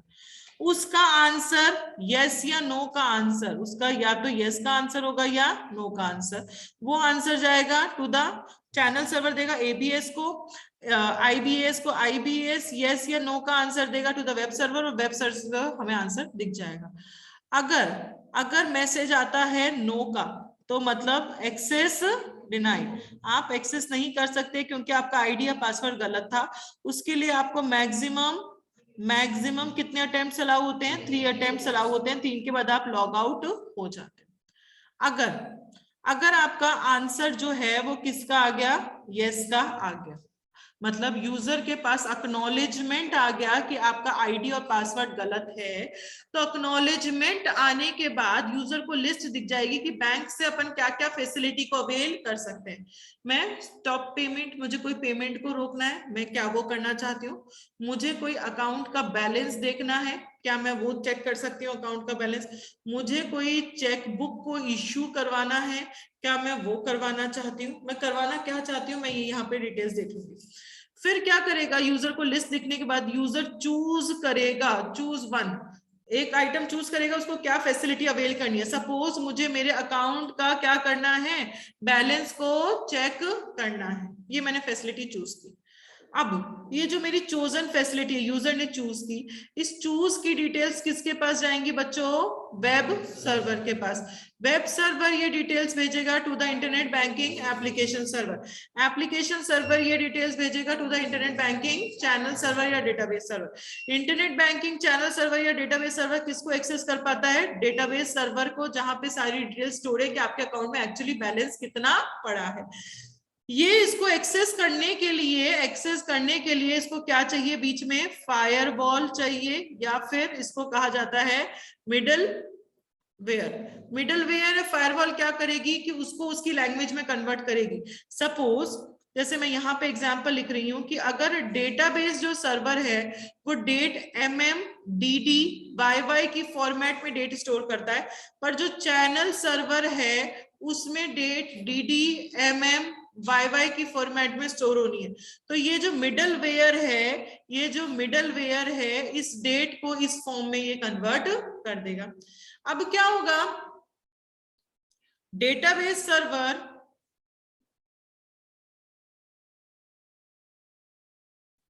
हाँ जी, डेटाबेस सर्वर से आपने जो मांगा वो गया to the channel server. Channel server किसको देगा, एप्लीकेशन सर्वर। एप्लीकेशन सर्वर से कहां जाएगा, वेब सर्वर। वेब सर्वर से वेब पेज, जो यूजर का वेब पेज है उस पे आपको दिख जाएगा कि आपके अकाउंट का बैलेंस कितना है, 5,000 है कि 7,000 रुपए, जो भी बैलेंस है वो आपको दिख जाएगा। समझ में आया। ये सारा प्रोसीजर होता है इंटरनेट बैंकिंग का। सबसे पहले यूजर लॉगिन करेगा, लॉगिन करने के बाद उसको डिटेल्स दिखेंगी। एक उसने चूज किया आइटम, वो मेरी जो भी मैंने चूज किया, रिक्वेस्ट गई वेब सर्वर के पास, वेब सर्वर से रिक्वेस्ट गई IBAS, IBAS से IBCS, IBCS से डेटाबेस सर्वर। वो डायरेक्टली डेटाबेस सर्वर को एक्सेस नहीं कर सकता, with the help of firewall और मिडलवेयर उसको एक्सेस करना पड़ेगा, क्योंकि वो उसकी लैंग्वेज में उसको कन्वर्ट कर देगा। फिर डेटाबेस सर्वर से वो गई CS के पास, CS के पास गई AS से, और AS से वो गई वेब सर्वर, वेब सर्वर से वेब पेज पे मुझे वो दिख गया कि मेरे अकाउंट में कितना बैलेंस पड़ा है, वो मुझे वेब सर्वर पे दिख जाए। बना लिया ये बेटा, बनाना है जो भी मैंने लिखा है। मैम हाँ, ये जो आप बता रहे हो कि IBCS डेटाबेस सर्वर एक्सेस करेगा तो उसे मिडलवेयर की जरूरत होगी। डेटाबेस सर्वर और चैनल सर्वर तो एक ही होता है ना। आप वहीं कंफ्यूज हो गए ना। मैंने क्या कहा, चैनल सर्वर वो सर्वर है जहां पे सिर्फ नेट बैंकिंग जो बंदे करने वाले हैं उनके अकाउंट, उनका यूजर नेम, उनका पासवर्ड और वो कौन सी ब्रांच से बिलोंग करते हैं वो चैनल सर्वर में स्टोर्ड है। डेटाबेस सर्वर में ये स्टोर्ड है आपका डेटा, आपके अकाउंट में 5,000 पड़ा है कि 7,000 पड़ा है, लोन लेना है तो क्या इंटरेस्ट रेट है, या जो भी मेरा डेटा है वो सारा डेटा कहाँ पड़ा है बेटा, डेटाबेस सर्वर में पड़ा है। चैनल सर्वर में कोई डेटा नहीं पड़ा, सिर्फ मेरा ID पासवर्ड चैनल सर्वर में पड़ा है। और IBDS में, IBDS is equals to IBCS, मैंने बताया था ना, लिखो। तो एक पार्ट है डेटाबेस सर्वर का, एक पार्ट है IBDS, ऐसा बोल सकते हैं? नहीं, अपन ने IBCS पढ़ा है, चैनल सर्वर, या समझ में आया पलक IBCS क्या होता है? Yes ma'am. उसी को IBDS बोला जाता है। मैंने कहा था ना, लिख लो ये लाइन, आप कंफ्यूज हो जाओगे। हाँ। कहीं पे तो IBDS लिखा हुआ है, कहीं पे IBCS लिखा हुआ है, ये दोनों का मतलब एक है। जो चैनल सर्वर है उसी को यहाँ पे IBDS कहा गया है। IBDS मतलब internet banking database. Database server, नाम उसका डेटाबेस सर्वर है। डेटाबेस इसलिए नाम है क्योंकि यूजर नेम, पासवर्ड और वो कौन सी ब्रांच से बिलोंग करता है, इसलिए उसका नाम डेटाबेस सर्वर आ गया। मतलब इस डेटाबेस सर्वर से कोई रिलेशन नहीं है नहीं इसका? नहीं नहीं, एक्चुअल डेटाबेस सर्वर जो है जहां पे डेटा पड़ा है उससे इसका कोई रिलेशन नहीं है बेटा। Okay okay ma'am. ठीक है, ये जरूर लिख लेना IBCS is equals to IBDS, क्योंकि पढ़ोगे जब 100% कंफ्यूज हो जाओगे कि अरे ये डेटाबेस कहाँ से आ गया, ये चैनल कहाँ से आ गया, फिर भूल जाओगे। तो ये दोनों बातें सेम है, कोई अलग अलग नहीं है। बना लिया इतना जितना भी लिखा हुआ है। अब इसके आगे देखो बच्चों, ध्यान दो, अभी कंप्लीट नहीं हुआ है बच्चों। सर्विस मिल गई जो मैंने चाहिए थी। कई बैंक्स तो अपन को अलाउ करते हैं कि आपने एक सर्विस ले ली, उसके बाद आप दूसरी सर्विस को अवेल कर सकते हो। मुझे अब अकाउंट का बैलेंस चेक कर लिया, मुझे किसी का पेमेंट रोकना है, मैं दूसरी सर्विस को तुरंत अवेल कर सकती हूँ, और यही स्टेप्स होंगे। मैंने कहा मुझे स्टॉप पेमेंट, तो स्टॉप पेमेंट जाएगा वेब सर्वर, वेब सर्वर से IBS, IBS से IBCS, CS से डेटाबेस, डेटाबेस से तुरंत तुरंत ऐसे चलता जाएगा। पर कई बैंक्स क्या करते हैं, आपकी एक सर्विस कंप्लीट होते ही आपको लॉग आउट कर देते हैं, आपको उससे बाहर निकाल देंगे वेबसाइट से, कि अगर आपको दूसरी सर्विस अवेल करनी है तो आपको दोबारा से लॉग इन करना पड़ेगा, ID पासवर्ड डालना पड़ेगा, फिर आप एक सर्विस कर सकते हो। मतलब एक ID पासवर्ड में आपको कई बैंक सिर्फ एक ही सर्विस अवेल करने की परमिशन देते हैं, फॉर द सिक्योरिटी रीजन, कि सिक्योरिटी बढ़ाने के लिए एक ID पासवर्ड से सिर्फ एक सर्विस ले सकते हो, अगर आपको दोबारा दूसरी सर्विस को अवेल करना है तो आपको दोबारा ID पासवर्ड डालने पड़ेंगे। और यहाँ पे जो बुक में अपनी लिस्ट लिखी है कि ये सारी फैसिलिटीज ओपन हो जाएंगी, ये कुछ एग्जाम्पल है। बैंक जितनी फैसिलिटीज दे रहा है ना, वो सारी फैसिलिटीज वहां पर ओपन हो जाएंगी। इसने कुछ एग्जाम्पल दिए कि ये ओपन हो गया। तो कई बैंक्स तो आपको दूसरी सर्विस तुरंत अवेल करने की परमिशन देते हैं, और कई बैंक्स क्या करते हैं, आपको तुरंत लॉग आउट कर देंगे, और अगर आपको दूसरी सर्विस को अवेल करना है तो आपको दोबारा लॉग इन करना पड़ेगा, तभी आप दूसरी सर्विस को अवेल कर सकते हैं। समझ में आ गया बच्चों? समझ में आ गया? ये है पूरा नेट बैंकिंग का प्रोसेस। एग्जाम में 6 नंबर का पूछा जा सकता है। तो एग्जाम में जब 6 नंबर का पूछा जाए तो इनको आप सेंटेंस में लिख सकते हो, जो अपने डायग्राम बनाया उसके ऊपर वाली जो चीजें थी, वेब ब्राउजर, वेब सर्वर और वेबसाइट, जो जो जो जो 3-4 बातें लिखी थी शुरू में, वो सारी बातें भी आपको लिखकर आनी है। ठीक है, क्लियर? समझ में आ गया? चलो एक बार ये लेफ्ट वाला शो करो ना थोड़ा। क्या करूं? लेफ्ट साइड वाला शो करो ना, जो आपने लिखवाया है इसमें। इधर ये वाला बेटा? हाँ, 1 मिनट। हाँ देखो,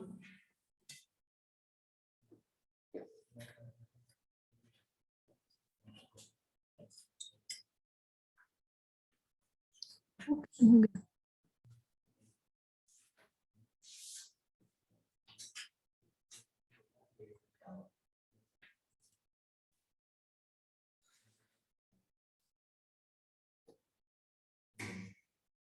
हो गया?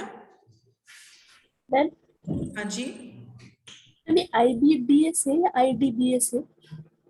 IBDS होता है बेटा, नाम है इंटरनेट बैंकिंग डेटाबेस सर्वर। इसमें IBDS है या IDBS है? IDBS, हाँ तो IDBS है, मैंने गलत लिख दिया, सॉरी। बट फुल फॉर्म वही है ना? हाँ, फुल फॉर्म वही है, IDBS फुल फॉर्म वही है, internet banking database server, but उसका जो शॉर्ट फॉर्म है वो है IDBS। I मतलब इंटरनेट बैंकिंग, I मतलब इंटरनेट बैंकिंग, DB मतलब डेटाबेस और S मतलब सर्वर। ठीक है बेटा, हो गया? पढ़े नेक्स्ट टॉपिक। चलो, ये अपन ने पढ़ लिया नेट बैंकिंग का पूरा प्रोसेस, अंदर क्या क्या कैसे कैसे होता है। नेक्स्ट अपन टॉपिक पढ़ेंगे, दैट इज हाँ, ई कॉमर्स ट्रांजेक्शन प्रोसेसिंग। बहुत बहुत बहुत इजीएस्ट टॉपिक है e commerce transaction processing. Online आप कुछ खरीदते हो, उसकी पेमेंट जो है वो नेट बैंकिंग से कर रहे हैं। ऑनलाइन हम कुछ खरीदा, मैंने अमेजोन से कुछ खरीदा, पेमेंट मैं नेट बैंकिंग से कर रही हूँ। तो कैसे होगा? यूजर सबसे पहले लॉगिन करेगा ई कॉमर्स वेबसाइट पे, अमेजोन पे लॉगिन किया, अपना ऑर्डर प्लेस किया और पेमेंट का ऑप्शन चूज किया। अगर पेमेंट का ऑप्शन वो क्या चूज कर लेता है, इंटरनेट बैंकिंग, तो वो बैंक की वेबसाइट पे चला जाएगा। अगर मर्चेंट का बैंक HDFC बैंक है तो उसके सामने क्या ओपन हो जाएगी, HDFC की बैंक की वेबसाइट ओपन हो जाएगी। यूजर वहां पे अपने आप को लॉगिन करेगा और पेमेंट को ऑथराइज करेगा। जब भी यूजर पेमेंट करता है तो OTP जनरेट होता है। OTP का फुल फॉर्म, वैसे तो वन टाइम पासवर्ड अपन बोलते हैं, बट रियल फुल फॉर्म क्या होता है, ऑनलाइन ट्रांजेक्शन पासवर्ड। आप अगर कोई भी ऑनलाइन काम करना चाहते हो तो उसका क्या पासवर्ड होगा। तो वो OTP जनरेट होगा, आपके फोन में आएगा उस ट्रांजेक्शन के लिए, और कस्टमर को दोबारा से मर्चेंट की वेबसाइट पे भेज दिया जाएगा OTP डालते। तो ये ई कॉमर्स की ट्रांजेक्शन प्रोसेसिंग होती है। आप सबसे पहले लॉग इन करते हो वेबसाइट में, फिर ऑर्डर प्लेस करते हो, फिर पेमेंट मेथड चूज करते हो। Payment method net banking choose किया तो OTP जनरेट होगा, OTP डालने के बाद वेरीफाई हो जाएगी, दोबारा से हम उसकी साइट पे चले जाते हैं। ठीक है, चाहो तो ये डायग्राम भी देख सकते हैं हम। ई कॉम यूजर ने ऑर्डर प्लेस किया, हाँ जी, यूजर ऑर्डर डाला, order request to payment gateway. Payment gateway क्या होता है, जिसके थ्रू वेंडर को पेमेंट रिसीव होता है उसको पेमेंट गेटवे कहा जाता है। तो request to payment gateway, payment gateway से रिक्वेस्ट फॉर कंफर्मेशन, बैंक के पास जाएंगे, फिर बैंक अपना रिस्पॉन्ड करेगा, पेमेंट गेटवे रिस्पॉन्ड करेगा, सर्वर रिस्पॉन्ड करेगा, funds transfer to your account, merchant के अकाउंट में फंड ट्रांसफर हो जाते हैं। Then case study of IT deployment in bank. ये क्या है केस स्टडी? कोई XYZ बैंक है, ठीक है, पब्लिक सेक्टर बैंक है, जैसे SBI बैंक मान लेते हैं अपन। Process is a leading information technology company in India. Process मतलब यहाँ पे इंफोसिस की बात कर रहे हैं, सपोज कि इंफोसिस एक कंपनी है जो सारे कंप्यूटर सॉफ्टवेयर सब बनाती है, अच्छी क्वालिटी का सॉफ्टवेयर प्रोडक्ट सर्विसेज वो प्रोवाइड करवा रही है। XYZ bank has licensed process banking software which include, मतलब उसने बैंक के ये सारे सॉफ्टवेयर्स ले लिए, इंफोसिस से बैंक को काम करवाने के लिए ये सारे सॉफ्टवेयर्स उसने बनवा लिए। XYZ bank intends to deploy Banksoft across 1500 branches over the next 3 years, मतलब उसको ये सॉफ्टवेयर अपने 1500 ब्रांचेस में ये सॉफ्टवेयर लगाना है। Suggest the appropriate technical steps to be taken by management of the bank। ये सारे लगाने के लिए उसको क्या करना चाहिए, सोल्यूशन क्या है इसका? The IT solution to be deployed by the bank engages setting up of data centers with main servers and backup server. उसको अपना क्या डेटा सेंटर सेटअप करना चाहिए जिसमें मेन सर्वर्स भी होंगे और बैकअप सर्वर्स भी होंगे कि अगर कोई डेटा चोरी हो गया तो उसका दूसरी जगह से बैकअप ले सकते हैं। डेटा सेंटर का रेप्लिका होना चाहिए। रेप्लिका मतलब उसकी कॉपी दूसरी जगह भी होनी चाहिए जहां पे सेम हार्डवेयर सेम नेटवर्क होगा, क्योंकि बैंक में कोई भी चीज लूज करना अपन अफोर्ड नहीं कर सकते। किसी भी बंदे को याद नहीं है कि किसने कितना लिया था और किसने कितना दिया था, तो उसकी डुप्लीकेट कॉपी हमेशा बनी भी होनी चाहिए। The identified branches will be connected. जितनी भी ब्रांचेस हैं वो सब कनेक्ट करोगे डेटा सेंटर और बैकअप डेटा सेंटर से आप कनेक्ट कर दोगे। अब ये सब जो लिखा है ये सब कोई भी काम का नहीं है, ठीक है।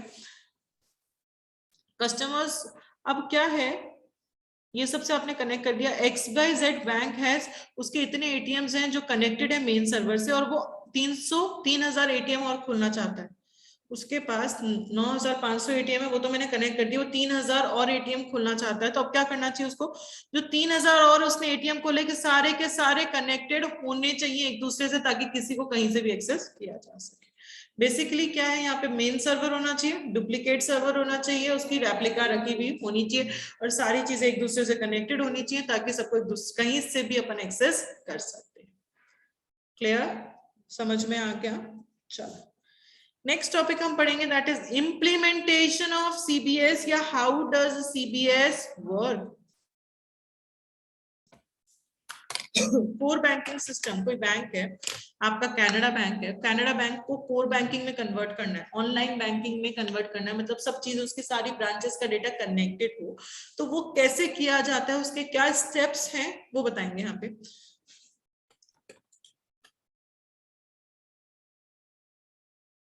यहाँ पे वेरियस स्टेजेस के बारे में हम पढ़ेंगे कि जब भी हमें कोर बैंकिंग को इम्प्लीमेंट, बैंक के पॉइंट ऑफ व्यू से, यहाँ अपन बातें किसके कर रहे हैं, बैंक के पॉइंट ऑफ व्यू से, कि बैंक अगर सीबीएस अपने बैंक में लगाना चाहता है तो उसको क्या क्या स्टेजेस फॉलो करनी पड़ेंगे अगर उसको ऑटोमेट करना है तो सारा काम। सबसे पहले प्लानिंग करनी पड़ेगी, हर चीज के लिए प्लानिंग करनी पड़ती है। जो उसके बोर्ड ऑफ डायरेक्टर्स जो टॉप लेवल के लोग हैं वो प्लानिंग करेंगे कि अरे हमारे बैंक को भी हमें सब चीजें कनेक्टेड करनी चाहिए। तो planning should be done as per the strategic and business objective. Strategic and business objective of the bank. Strategic objective मतलब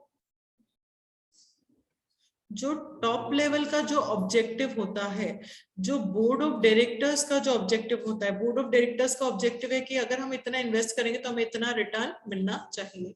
बिजनेस ऑब्जेक्टिव कि हम अगर हम सब कुछ कनेक्ट कर रहे हैं तो हमें उससे प्रॉफिट मिलेगा भी या नहीं मिलेगा, हमारे एम्प्लॉयज की प्रोडक्टिविटी बढ़ेगी, हमारा समय कम बचेगा या नहीं बचेगा। तो जो हमारा ऑब्जेक्टिव है बिजनेस चलाने का और जो हमारा टॉप लेवल का ऑब्जेक्टिव है उसके अकॉर्डिंग आप सीबीएस की प्लानिंग करोगे कि उतना हमें सीबीएस करना चाहिए। अप्रूवल, अप्रूवल मतलब यहाँ पे प्लानिंग कौन कर रहा है, आईटी डिपार्टमेंट, क्योंकि वही समझ सकता है कि उसके लिए कितनी रिसोर्सेज लगेंगे, कितना खर्चा क्या लगेगा।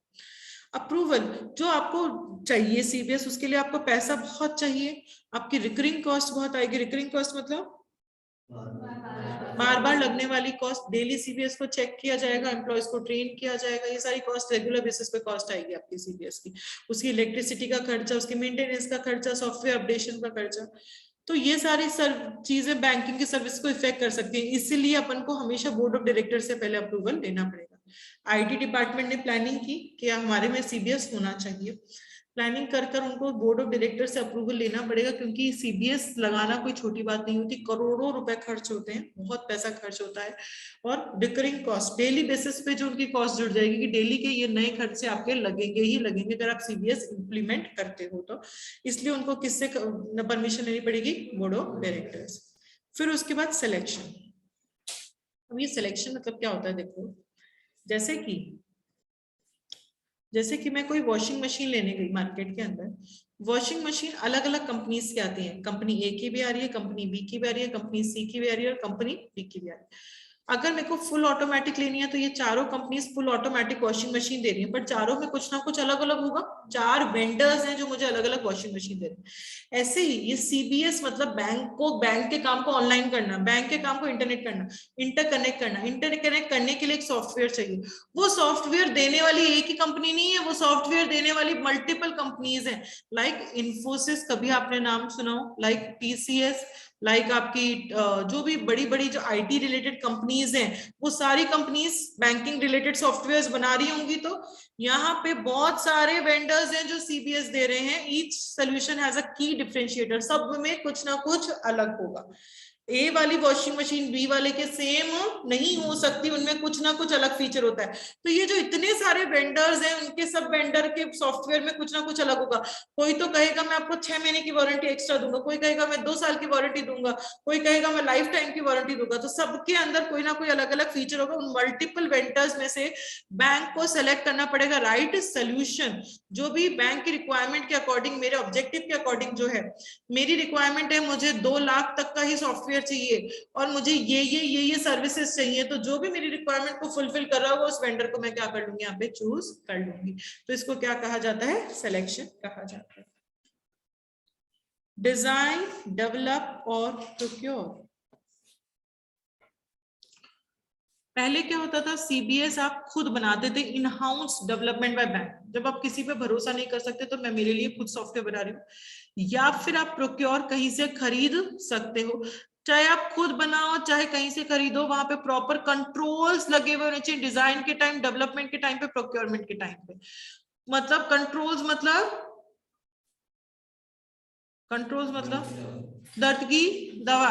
मतलब यहाँ पे अगर कोई बंदा अपने अकाउंट से बैलेंस माइनस करना चाहता है तो उसको ID पासवर्ड डालना पड़ेगा। अगर कोई बंदा बैंक में पैसा डलवाना चाहता है तो उसको ID पासवर्ड डालना पड़ेगा।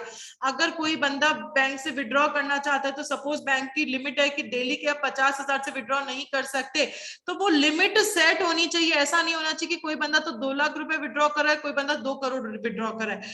अगर आप डिपॉजिट कराते हो तो उसकी भी लिमिट होती है कि महीने में मैं 2 लाख रुपए से ज्यादा डिपॉजिट नहीं करा सकती। ऐसा नहीं होना चाहिए कोई 50 करोड़ एक बार में डिपॉजिट करा रहे हैं, कंप्यूटर से ही तो ट्रांसफर करवा रहे हैं, तो क्या पता एक साथ ऐसा करा देता है। ऐसा नहीं होना चाहिए। हर चीज के कंट्रोल्स, ID पासवर्ड जगह जगह पे, चेकिंग जगह जगह पे, जो लिमिट्स है वो सारी जगह पे होनी चाहिए। कोई भी बंदा 18 ईयर से कम वाला बंदा इसको एक्सेस नहीं कर सकता। एक बंदे के 4 से ज्यादा बैंक अकाउंट नहीं हो सकते। कोई भी बंदा डोरमेट अकाउंट को एक्सेस नहीं कर सकता। ये जो भी आपको कंट्रोल्स लगाने, बहुत बहुत बहुत अच्छे कंट्रोल्स लगाने पड़ेंगे। तो चाहे आप खुद बनाओ चाहे आप कहीं से खरीद कर लाओ कोई वेंडर से, हर जगह पे प्रॉपर कंट्रोल्स होने चाहिए। तो डिजाइन, डेवलप और प्रोक्योर। नेक्स्ट है टेस्टिंग। टेस्टिंग क्या होगा बच्चों? चेक करना कि वो सॉफ्टवेयर सही चल रहा है नहीं चल रहा।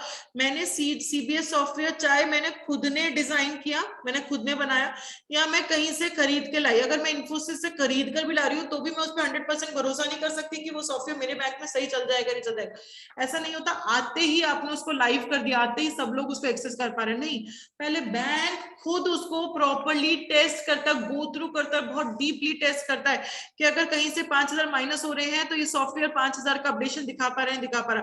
कहीं पे 10,000 प्लस हो रहे हैं तो ये सॉफ्टवेयर 10,000 का अपडेशन दिखा पा रहे हैं, दिखा पा रहा। अगर किसी बंदे ने लोन लिया तो अगर उसकी इंस्टॉलमेंट 15th वाली नहीं आई कि 16th वाली नहीं आई, कि ये सारी चीजें वो सॉफ्टवेयर मेंटेन कर पा रहा है या नहीं कर पा रहा।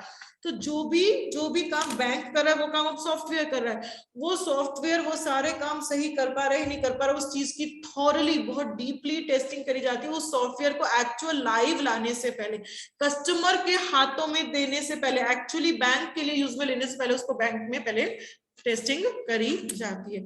तो एक्सटेंसिव टेस्टिंग, एक्सटेंसिव का मतलब बहुत डीप में उसकी टेस्टिंग करी जाती है उसको लाइव लाने से पहले। टेस्टिंग अलग अलग पार्ट्स में करी जाती है कि डेटा एक जगह से दूसरी जगह सही माइग्रेट हो रहा है या नहीं हो रहा, क्योंकि यहाँ सारे ट्रांजैक्शन, कोई भी गलत आंसर नहीं आना चाहिए। अगर गलत काम हो रहा है तो हम सॉफ्टवेयर को एक्चुअल लाइव में काम में नहीं लेंगे। बहुत डीपली उसकी टेस्टिंग हुई। टेस्टिंग होने के बाद वो सॉफ्टवेयर क्या हो गया, इम्प्लीमेंट हो गया।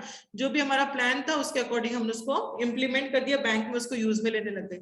मेंटेनेंस, उस सॉफ्टवेयर को मेंटेनेंस करने की जरूरत है। हाँ, अगर कोई भी एरर, बग्स मतलब होता है एरर, अगर प्रोग्राम में कोई एरर आ रही है तो उसको ठीक करना। अगर उसका वर्जन चेंज हो रहा है, 2.0 की जगह 3.0 वर्जन आ गया तो आपको लेटेस्ट वर्जन पे काम करना पड़ेगा।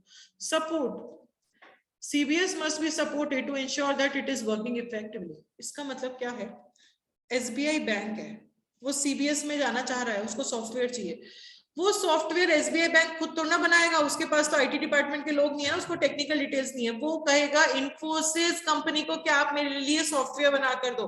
अब इन्फोसिस कंपनी ने एसबीआई को सॉफ्टवेयर बनाकर दिया, उस सॉफ्टवेयर में कोई भी दिक्कत आती है, कोई भी गलती होती है, तो उस दिक्कत को इन्फोसिस ही चेक करेगा और ठीक करेगा। एसबीआई वाले लोग को टेस्ट करना नहीं आता, वो सही नहीं कर सकते, वो कोडिंग में चेंजेस नहीं कर सकते। तो सपोर्टेड सीबीएस हमेशा, इन्फोसिस कहता है कि जब तक आप काम में लोगे तब तक मैं आपको सपोर्ट करूंगा, तब तक मैं आपके सॉफ्टवेयर में जो भी चेंजेस करने होंगे मैं आकर खुद आपके सॉफ्टवेयर में चेंजेस करूंगा। तो सीबीएस सॉफ्टवेयर हमेशा सपोर्टेड रहना चाहिए to ensure that it is working effectively, कि वो हमेशा सही तरीके से काम कर रहा है। अपडेशंस, अगर कोई भी अपडेशंस आपको बिजनेस में चाहिए, टेक्नोलॉजी में चाहिए, रेगुलेटरी रिक्वायरमेंट्स में चाहिए, जीएसटी की रेट 14 की जगह 16% करनी है, तो सारे अपडेशंस भी होने चाहिए। ऑडिट, सीबीएस सॉफ्टवेयर की ऑडिट भी होनी चाहिए, इंटरनली भी होनी चाहिए और एक्सटर्नली भी होनी चाहिए। मतलब एसबीआई बैंक है, आरबीआई बैंक ने कहा आपको हर साल में एक बार ऑडिट करवानी है, तो हर साल में एक बार ऑडिट करवानी, वो तो कंपल्शन ऑडिट हो गई कि वो करवाएगा ही करवाएगा। एसबीआई बैंक हर 2 महीने से भी खुद के बैंक की ऑडिट करवाता है। क्यों?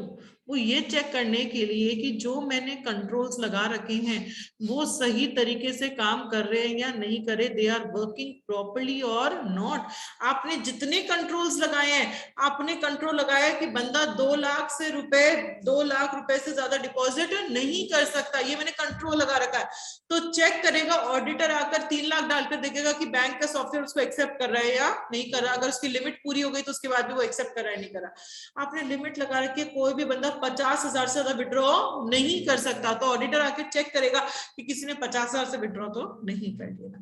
तो यहाँ पे हर एक बैंक खुद की इंटरनल और एक्सटर्नल दोनों ऑडिट करवाता है। एक्सटर्नल मतलब जो आरबीआई कहेगा, और वो खुद भी बार बार मंथली वाइज या 2 मंथ्स या 6 मंथ्स में अपने बैंक की ऑडिट करवाता है, ये देखने के लिए कि उस सॉफ्टवेयर में जो भी कंट्रोल्स लगे हुए हैं वो सही तरीके से काम कर रहे हैं नहीं कर रहे। क्योंकि अगर कंट्रोल गलत काम कर जाएंगे तो बैंक को बहुत बहुत बहुत मेजर नुकसान हो जाएगा। ठीक है, तो ये सारे क्या थे, इम्प्लीमेंटेशन के स्टेप्स थे कि अगर हमें सीबीएस को इम्प्लीमेंट करना है तो ये सारे स्टेजेस, ये सारे स्टेप्स फॉलो करने पड़ेंगे। पहला स्टेप क्या था, प्लानिंग।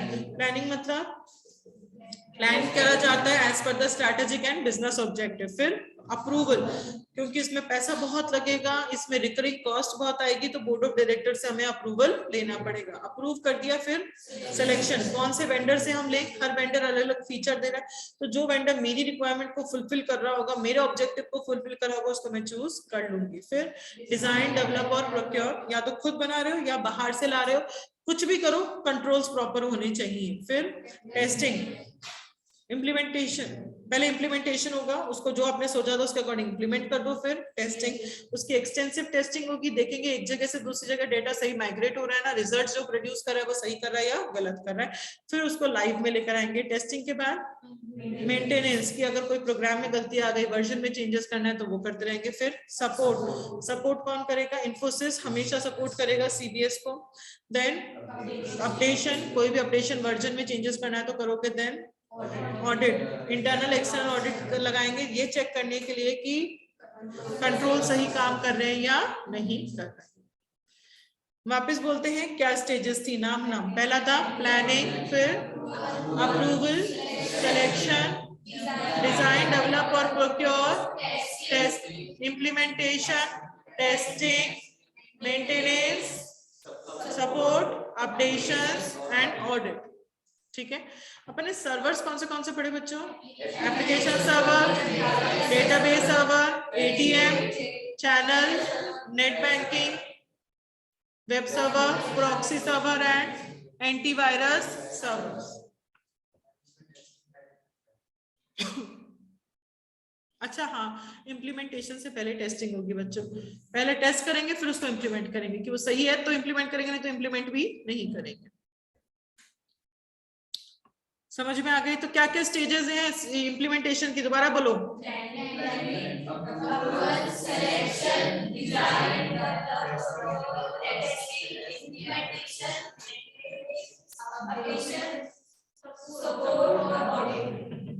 Very good.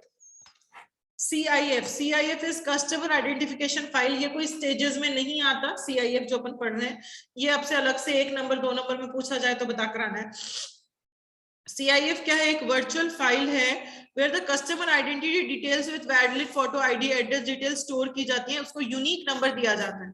हर एक कस्टमर को एक यूनिक, जैसे आपको CRO नंबर होता है CA वाले बच्चों का, वैसे बैंक में CIF नंबर होता है, सबको CIF नंबर देगा। बैंक में उसके कोई भी अकाउंट, कितने भी अकाउंट हो, सारे अकाउंट किससे कनेक्टेड होंगे? उसके CIF से कनेक्टेड होंगे, चाहे उसका करंट अकाउंट हो, चाहे उसका सेविंग अकाउंट हो, चाहे उसने FD करा रखी हो, RD करा रखी हो, कुछ भी हो, सब चीजें किससे कनेक्टेड होंगी? CIF से। तो CBS का IT एनवायरनमेंट, नेट बैंकिंग का प्रोसेस और इंप्लीमेंटेशन ऑफ CBS, ये 3 टॉपिक्स अभी क्लियर हैं। चलो स्टार्टिंग ऑफ द बुक खोलो, एकदम स्टार्टिंग पेज नंबर 1 या 2 जो भी है।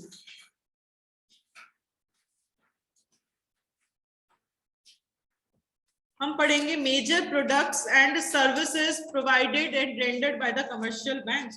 जो आपके कमर्शियल बैंक्स है वो क्या क्या सर्विसेज, क्या क्या प्रोडक्ट्स देते हैं, उसके कुछ एग्जांपल्स हमें दिए हमारे कोर्स के अंदर।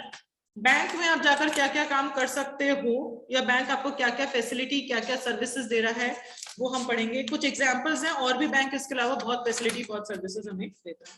तो इसकी मेमोरी टेक्निक लिखो, ये जो प्रोडक्ट और सर्विसेज हैं इसकी मेमोरी टेक्निक लिखो।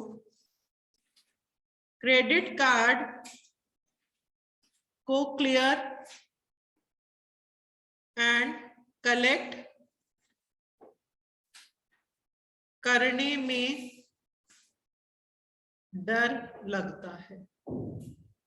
क्रेडिट कार्ड को क्लियर एंड कलेक्ट करने में डर लगता है। क्रेडिट का मतलब है यहाँ पे letter of credit,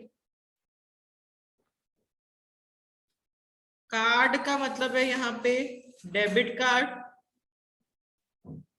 credit card, collect का मतलब है यहाँ पे क्लियरेंस, सॉरी कलेक्ट का मतलब है कलेक्शन, क्लियर का मतलब है क्लियरेंस, डी का मतलब है डिपॉजिट, ए का मतलब है एडवांस एंड आर का मतलब है रेमिटेंस। क्रेडिट कार्ड को क्लियर एंड कलेक्ट करने में डर लगता है। क्रेडिट मतलब लेटर ऑफ क्रेडिट, कार्ड मतलब डेबिट क्रेडिट कार्ड, कलेक्ट मतलब कलेक्शन, क्लियर मतलब क्लियरेंस, डी मतलब डिपॉजिट, ए मतलब एडवांस एंड आर मतलब रेमिटेंस। लिख लिया? चलो क्या क्या प्रोडक्ट्स हैं। सबसे पहला प्रोडक्ट है एक्सेप्टेंस ऑफ डिपॉजिट। हम जो बैंक में पैसा जमा करवाते हैं तो मेजर फंक्शन है ये बैंक का। यहाँ पे डिपॉजिट की वजह से बैंक की ग्रोथ होती है। जितना कस्टमर बैंक में पैसा जमा कराएगा बैंक की उतनी ज्यादा ग्रोथ होनी शुरू हो जाएगी। ये मोस्ट इंपॉर्टेंट फंक्शन है कमर्शियल बैंक का। डिपॉजिट हम किस किस फॉर्म में कर सकते हैं? टर्म डिपॉजिट मतलब FD, saving bank current account में पैसा जमा करा सकते हैं, सेविंग अकाउंट में पैसा आप जमा करा सकते हो बैंक के अंदर। रिकरिंग डिपॉजिट RD की टर्म्स में सेविंग कम टर्म डिपॉजिट कुछ होता होगा वो बैंक में जमा करा सकते हैं। तो सबसे इंपॉर्टेंट फंक्शन है, इसी की वजह से बैंक की ग्रोथ होती है और इस फॉर्म में बैंक में पैसा जमा करा सकते हैं। सेकंड बैंक का फंक्शन क्या है? ग्रांटिंग ऑफ एडवांस मतलब लोन देना, बैंक जो उधारी पे हमें देता है। तो एडवांस मतलब लेंड करना, जो कमर्शियल बैंक आपको लेंड करता है। एडवांस किस किस फॉर्म में हो सकता है? Cash credit, overdraft, bill discount, ये तो अपन ने पढ़े ही थे। वहां पे कहाँ पढ़े थे? ये फंड बेस्ड क्रेडिट फैसिलिटी में अपन ने पढ़े थे। टर्म लोन, बैंक से अगर आपको लोन लेना हो, इन सारी फैसिलिटी के अलावा भी अगर मेरे को हाउसिंग लोन लेना हो, अगर मुझे एजुकेशन लोन लेना हो बैंक से, housing loan, education loan, car loan, ये सारी चीजें बैंक दे सकता है। बैंक मुझे ECB भी देता है। ECB का फुल फॉर्म होता है एक्सटर्नल कमर्शियल बोरोइंग्स। इससे क्या होता है? हम फॉरेन मनी को एक्सचेंज कर सकते हैं। मतलब अगर मुझे इंडियन रुपीस को डॉलर में एक्सचेंज करवाना है तो मैं बैंक में जाकर रुपीस को डॉलर में करवा सकती हूँ। डॉलर से मुझे इंडिया रुपीस में कन्वर्ट करवाना है तो बैंक में जाकर करवा सकती हूँ। इसी को ECB कहा जाता है। तो ECB का फुल फॉर्म लिख सकते हैं कि रुपीस को आप कन्वर्ट करवा रहे हो डॉलर में बैंक से जाकर, और डॉलर को आप कन्वर्ट करा रहे हो रुपीस में, बैंक में जाकर अपन ये काम कर सकते हैं। एक्सटर्नल कमर्शियल बोरोइंग, बाहर का पैसा, फॉरेन मनी मुझे एक्सेस करना है तो मैं बैंक से जाकर वो ले सकती हूँ।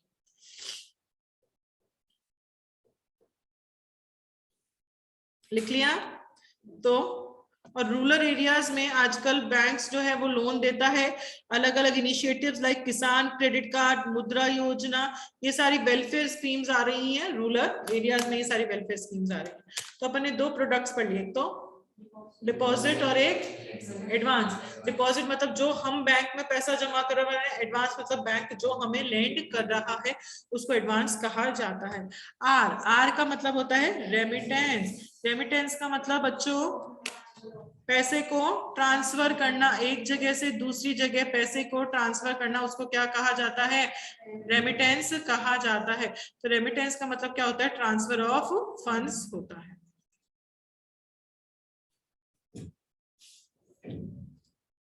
हाँ जी, रेमिटेंस का मतलब पैसे को ट्रांसफर करना। रेमिटेंस करने के 2 तरीके हो सकते हैं, डीडी या टेलीग्राफिक मेल, और टेलीग्राफिक ट्रांसफर या मेल ट्रांसफर। डीडी कभी नाम सुना हो? Demand draft.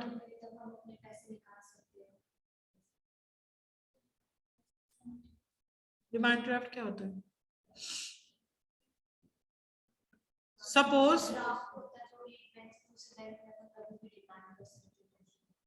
बैंक की ड्राफ्ट बना के देता है, जो दूसरे बैंक में डिपॉजिट कराता है तो वो बैंक जो ड्राफ्ट में अमाउंट देता है वो दे देता है। तो ऑनलाइन ठीक है, पहले ठीक है। पहले होता था ऑनलाइन, जब अभी आ गया तो आजकल ऑनलाइन में करते हैं। पहले ये मोड, पहले बहुत ज्यादा, आपको एक बंदा है, एक कोई स्टूडेंट है, उसको ICAI का उसने इंटर में रजिस्ट्रेशन करवाना चाहता है, तो इंटर की रजिस्ट्रेशन फीस सपोज 20,000 की। अब मैं ICAI को 20,000 कैसे दूं? वहां जाकर तो दे नहीं सकते ना, मुंबई में जाके। तो मैं क्या करती हूँ, ये ए वाला बंदा SBI बैंक में जाएगा, किसी भी बैंक में जा सकता है। SBI बैंक उसका खुद का बैंक है, खुद का उसका बैंक अकाउंट है, तो उस बैंक में उसने कहा मुझे डीडी बना दो। कितने का डीडी बना दो? 20,000 का डीडी बना दो। SBI बैंक ने उसको 20,000 का डीडी बना दिया और उसमें से सपोज 10 रुपए या कोई 25 रुपए उसने अपनी फीस चार्ज कर ली, जो भी था वो अलग कट जाएगा, उसके अकाउंट से 20,000 रुपए अलग कट जाएंगे। अब ये डीडी मैंने दे दिया ICAI को। अब ICAI है जो मुंबई में है, अगर मुंबई में उसके पास SBI बैंक है तो वो SBI में बैंक में जाकर वो डीडी देगा और अपना 20,000 रुपए को कलेक्ट कर लेगा, ले लेगा। ठीक है। अगर इफ नॉट, अगर SBI बैंक नहीं है तो ICAI बैंक जो है वो HDFC या किसी भी बैंक में जाकर वो डीडी दे सकता है और उस बैंक से वो डीडी क्लियर करवा सकता है।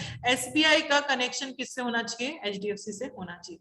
तो डिमांड ड्राफ्ट यहाँ क्या होता है? बैंक आपको एक ड्राफ्ट बनाकर देता है, वो ड्राफ्ट आप क्लियर करवा सकते हो उसी बैंक की दूसरी ब्रांच से, SBI बैंक की मुंबई वाली ब्रांच से, या फिर अगर उस बैंक की दूसरी ब्रांच अवेलेबल नहीं है तो आप किसी और बैंक की किसी भी ब्रांच से क्लियर करवा सकते हो, जिस भी बैंक की ब्रांच से उसने कनेक्शन कर रखा हो।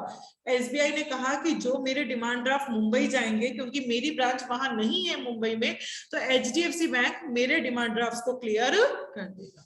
ये होता है आपका डिमांड ड्राफ्ट। तो डिमांड ड्राफ्ट में क्या कहा कि एक इंस्ट्रूमेंट दिया जाता है यूजर को, वो इंस्ट्रूमेंट यूजर क्लियर करवा सकता है उस बैंक की किसी भी और ब्रांच से, अगर उसकी ब्रांच अवेलेबल नहीं है तो किसी और ब्रांच से वो इंस्ट्रूमेंट जाकर क्लियर करवाया जा सकता है। ये होता है डिमांड ड्राफ्ट।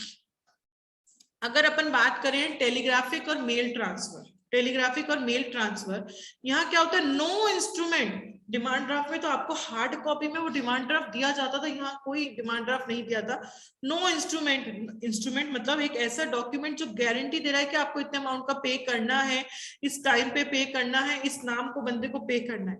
ये कोई डॉक्यूमेंट मेल ट्रांसफर या टेलीग्राफिक ट्रांसफर में ये डॉक्यूमेंट आपको नहीं दिया जाता, is not handed over to the applicant, उसको कोई डॉक्यूमेंट नहीं दिया गया। Transmission of the instrument is responsibility of the branch. Branch कहता है, SBI बैंक कहता है मैं खुद मुंबई वाली SBI को मैं ट्रांसफर कर दूंगा।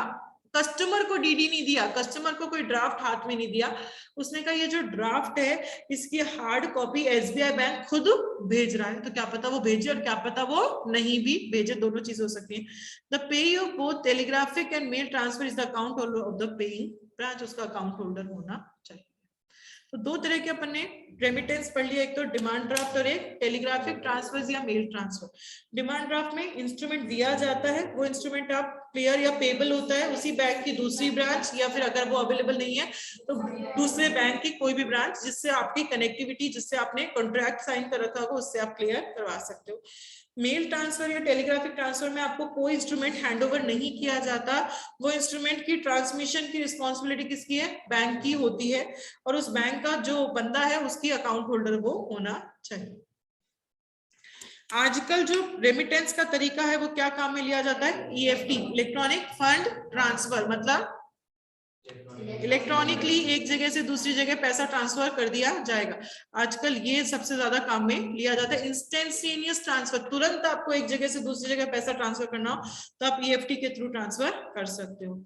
आजकल डिजिटल मोड ऑफ रेमिटेंस काम में लिए जाने लगे हैं, जिससे आप ऑनलाइन मोबाइल डिवाइसेस, कोई भी डिवाइसेस जो मूवेबल डिवाइसेस होती हैं, उनसे आप एक जगह से दूसरी जगह पैसा ट्रांसफर कर सकते हो। नए तरीके क्या है पैसा ट्रांसफर करने के? पहले के तरीके थे डिमांड ड्राफ्ट, मेल ट्रांसफर्स। अब नए तरीके क्या आ गए आपके? RTGS, बैंक में जाकर कस्टमर को, खुद को नहीं, बैंक में जाकर तुरंत एक जगह से दूसरी जगह पैसा भिजवाना है तो RTGS पे रियल टाइम बेसिस पे पैसा भेजा जा सकता है। High value transaction, minimum 2 lakh का अमाउंट आप एक जगह से दूसरी जगह आप भेज सकते हो तुरंत मुझे उसके अकाउंट में डलवाना है तो इंस्टेंटेनियस रियल टाइम बेसिस पे ट्रांसफर किया जा सकता है। NEFT में क्या होता है कि यहाँ पे आप ट्रांसफर कर सकते हो, बट यहाँ पे आप small amount of money transfer कर सकते हो। वहां तो मिनिमम अमाउंट 2 लाख था, यहाँ शायद मैक्सिमम 2 लाख होता होगा। तो अगर स्मॉल अमाउंट आपको एक जगह से दूसरी जगह ट्रांसफर करना है तो आप NEFT के थ्रू रियल टाइम बेसिस पे ट्रांसफर कर सकते हो। एक होता है IMPS, इमीडिएट पेमेंट सर्विस। ये instant payment interbank electronic fund transfer system है।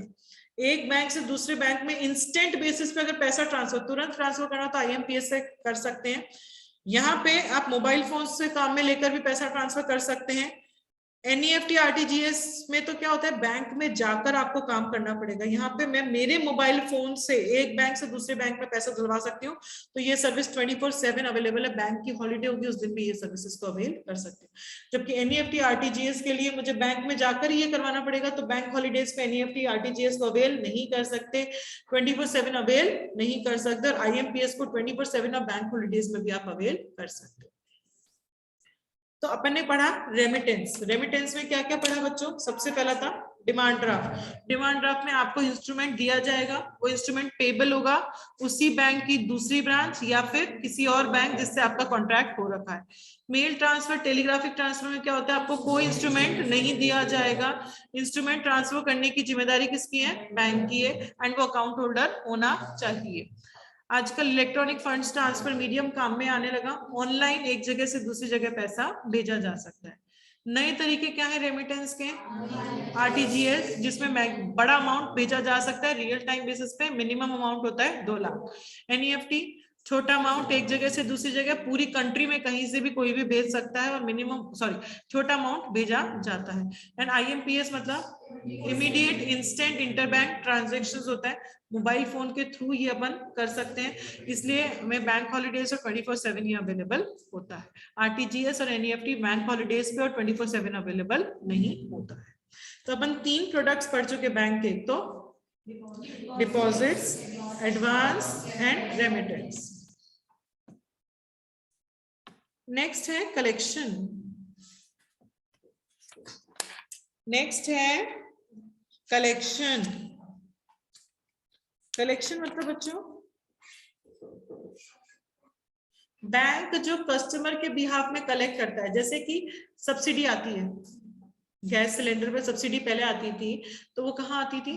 बैंक में। मतलब बैंक कलेक्ट कर रहा है मेरे बिहाफ में सब्सिडी। जैसे आपको GST का रिफंड मिलता है, कुछ मिलता है ना, ऐसा कुछ होता है ना, कुछ पैसा वापस मिलता है। जो पैसा वापस मिलता है वो हमारे हाथों में आता है, हमारे बैंक में आता है, बैंक में। तो बैंक जो मेरे बिहाफ में कलेक्ट कर रहा है, कस्टमर के बिहाफ में जो भी चीजें कलेक्ट करता है, किसी चीज पे इंटरेस्ट आता है, जैसे FD फिक्स डिपॉजिट आप करवाते हो तो बैंक ही आपको इंटरेस्ट देता है। वो इंटरेस्ट कहाँ जमा होता जाता है? बैंक के अकाउंट में। मतलब बैंक मेरे बिहाफ में वो इंटरेस्ट को कलेक्ट कर रहा है, मुझे जाकर वो कलेक्ट करने की जरूरत नहीं। उस चीज, हाँ जी बोलो।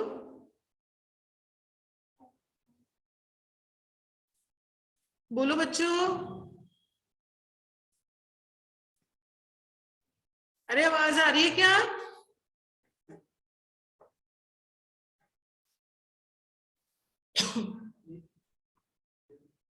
पलक आवाज आ रही है? पलक वो बोली नहीं, बोल रही है शायद।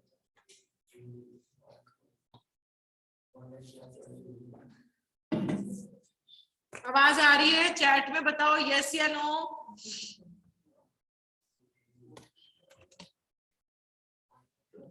मेरी तो जा रही है नो मैम।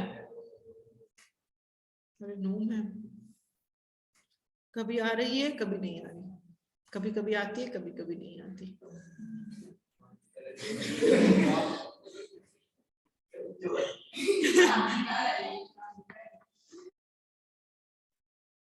अब आई? चैट में बताओ अब आई?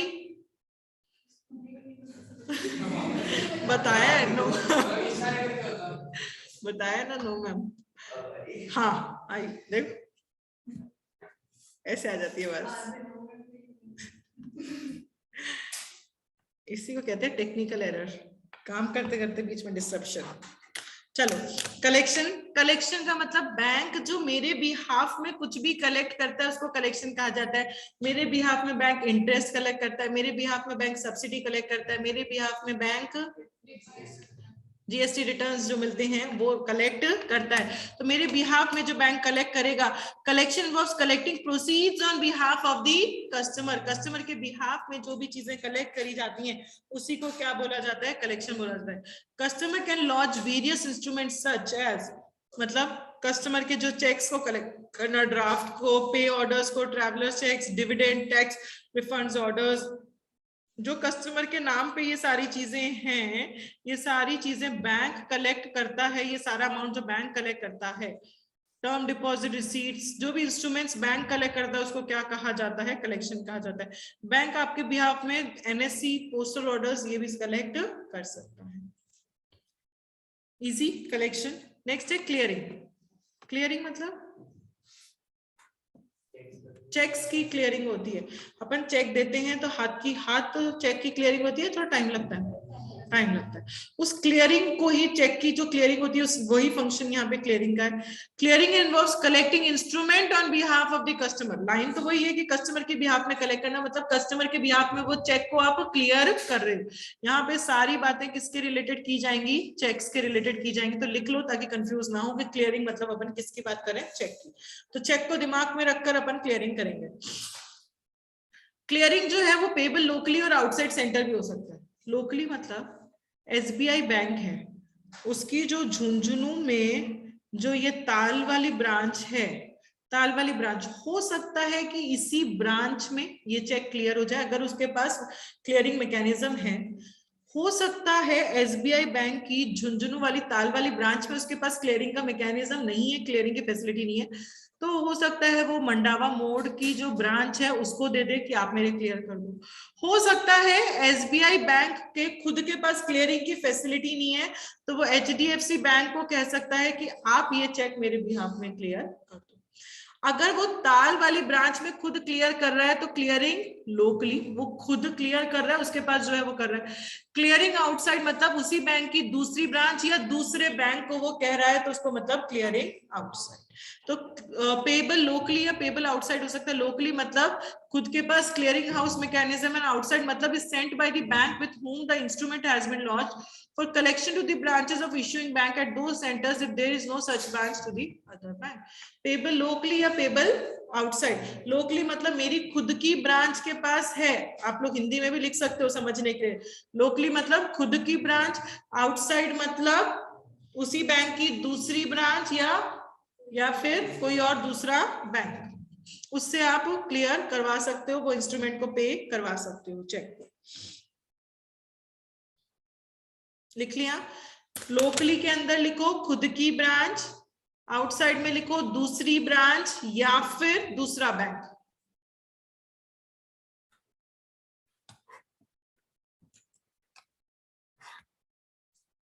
पोस्ट ऑफिस भी मेंबर्स होते हैं क्लियरिंग के, क्लियरिंग हाउसेस हो सकते हैं MICR के लिए, नॉन MICR के लिए अलग अलग क्लियरिंग हाउसेस हो सकते हैं। ये MICR क्या होता है, कभी किसी ने सुना हो?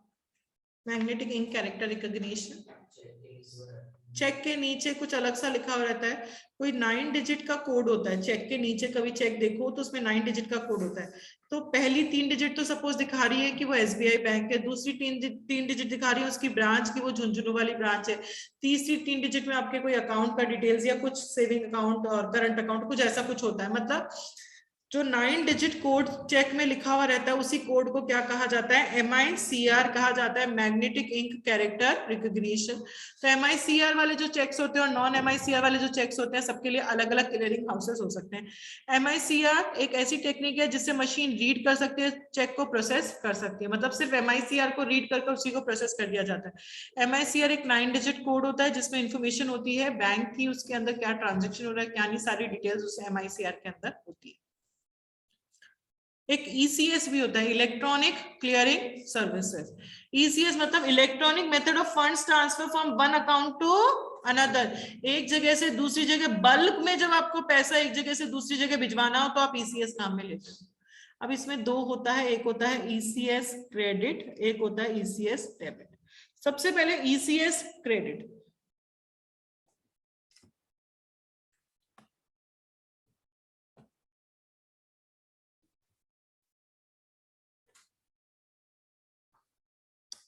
इसका एग्जाम्पल लिखो ECS क्रेडिट का।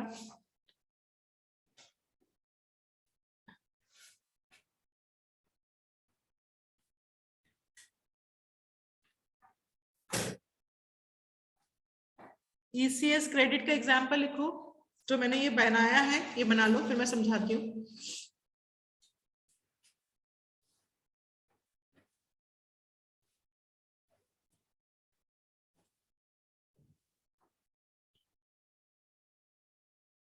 ECS क्रेडिट A में माइनस, XYZ में प्लस और सैलरी। एक होता है ECS डेबिट, पहले बना लो।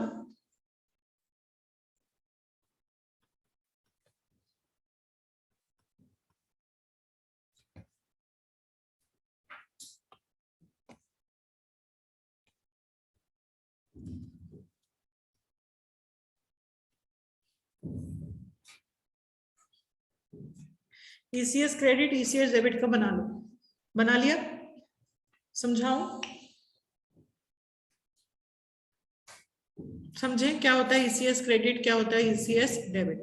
ECS क्रेडिट मतलब एक अकाउंट में से माइनस मल्टीपल अकाउंट में प्लस। जैसे सैलरी होती है तो जो ओनर होगा उसके अकाउंट में से तो पैसा माइनस होगा और जो उसके एम्प्लॉइज होंगे उसके अकाउंट में पैसा प्लस होता जाएगा।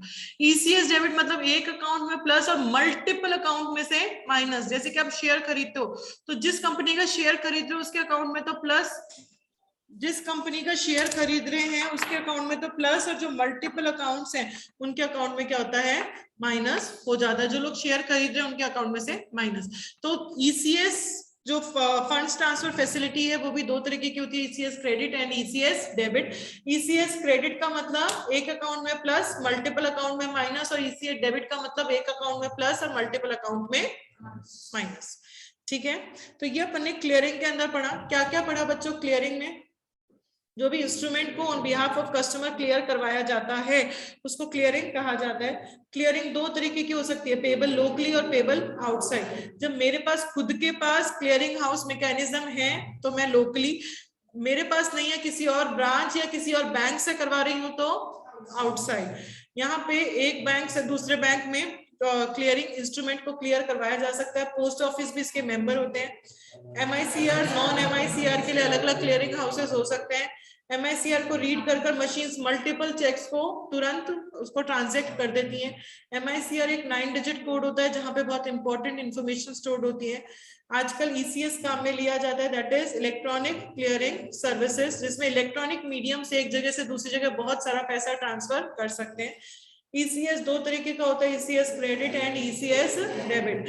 ECS क्रेडिट का मतलब एक में माइनस मल्टीपल में प्लस, डेबिट मतलब एक में प्लस मल्टीपल में माइनस। ठीक है, समझ में आ गया? लेटर ऑफ क्रेडिट गारंटी एक बार बाद में पढ़ेंगे। क्रेडिट कार्ड, क्रेडिट कार्ड क्या होता है बच्चों?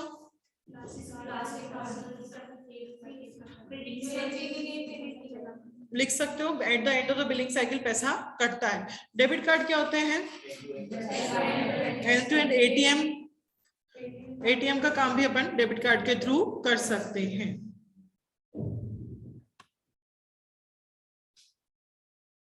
चलो इसके आगे का अपन कल पढ़ेंगे, जो भी और थोड़े बहुत अपने प्रोडक्ट और सर्विसेज रह गए वो अपन कल पढ़ेंगे। ठीक है, यहाँ तक पढ़कर आएंगे सब लोग। चलो बाय।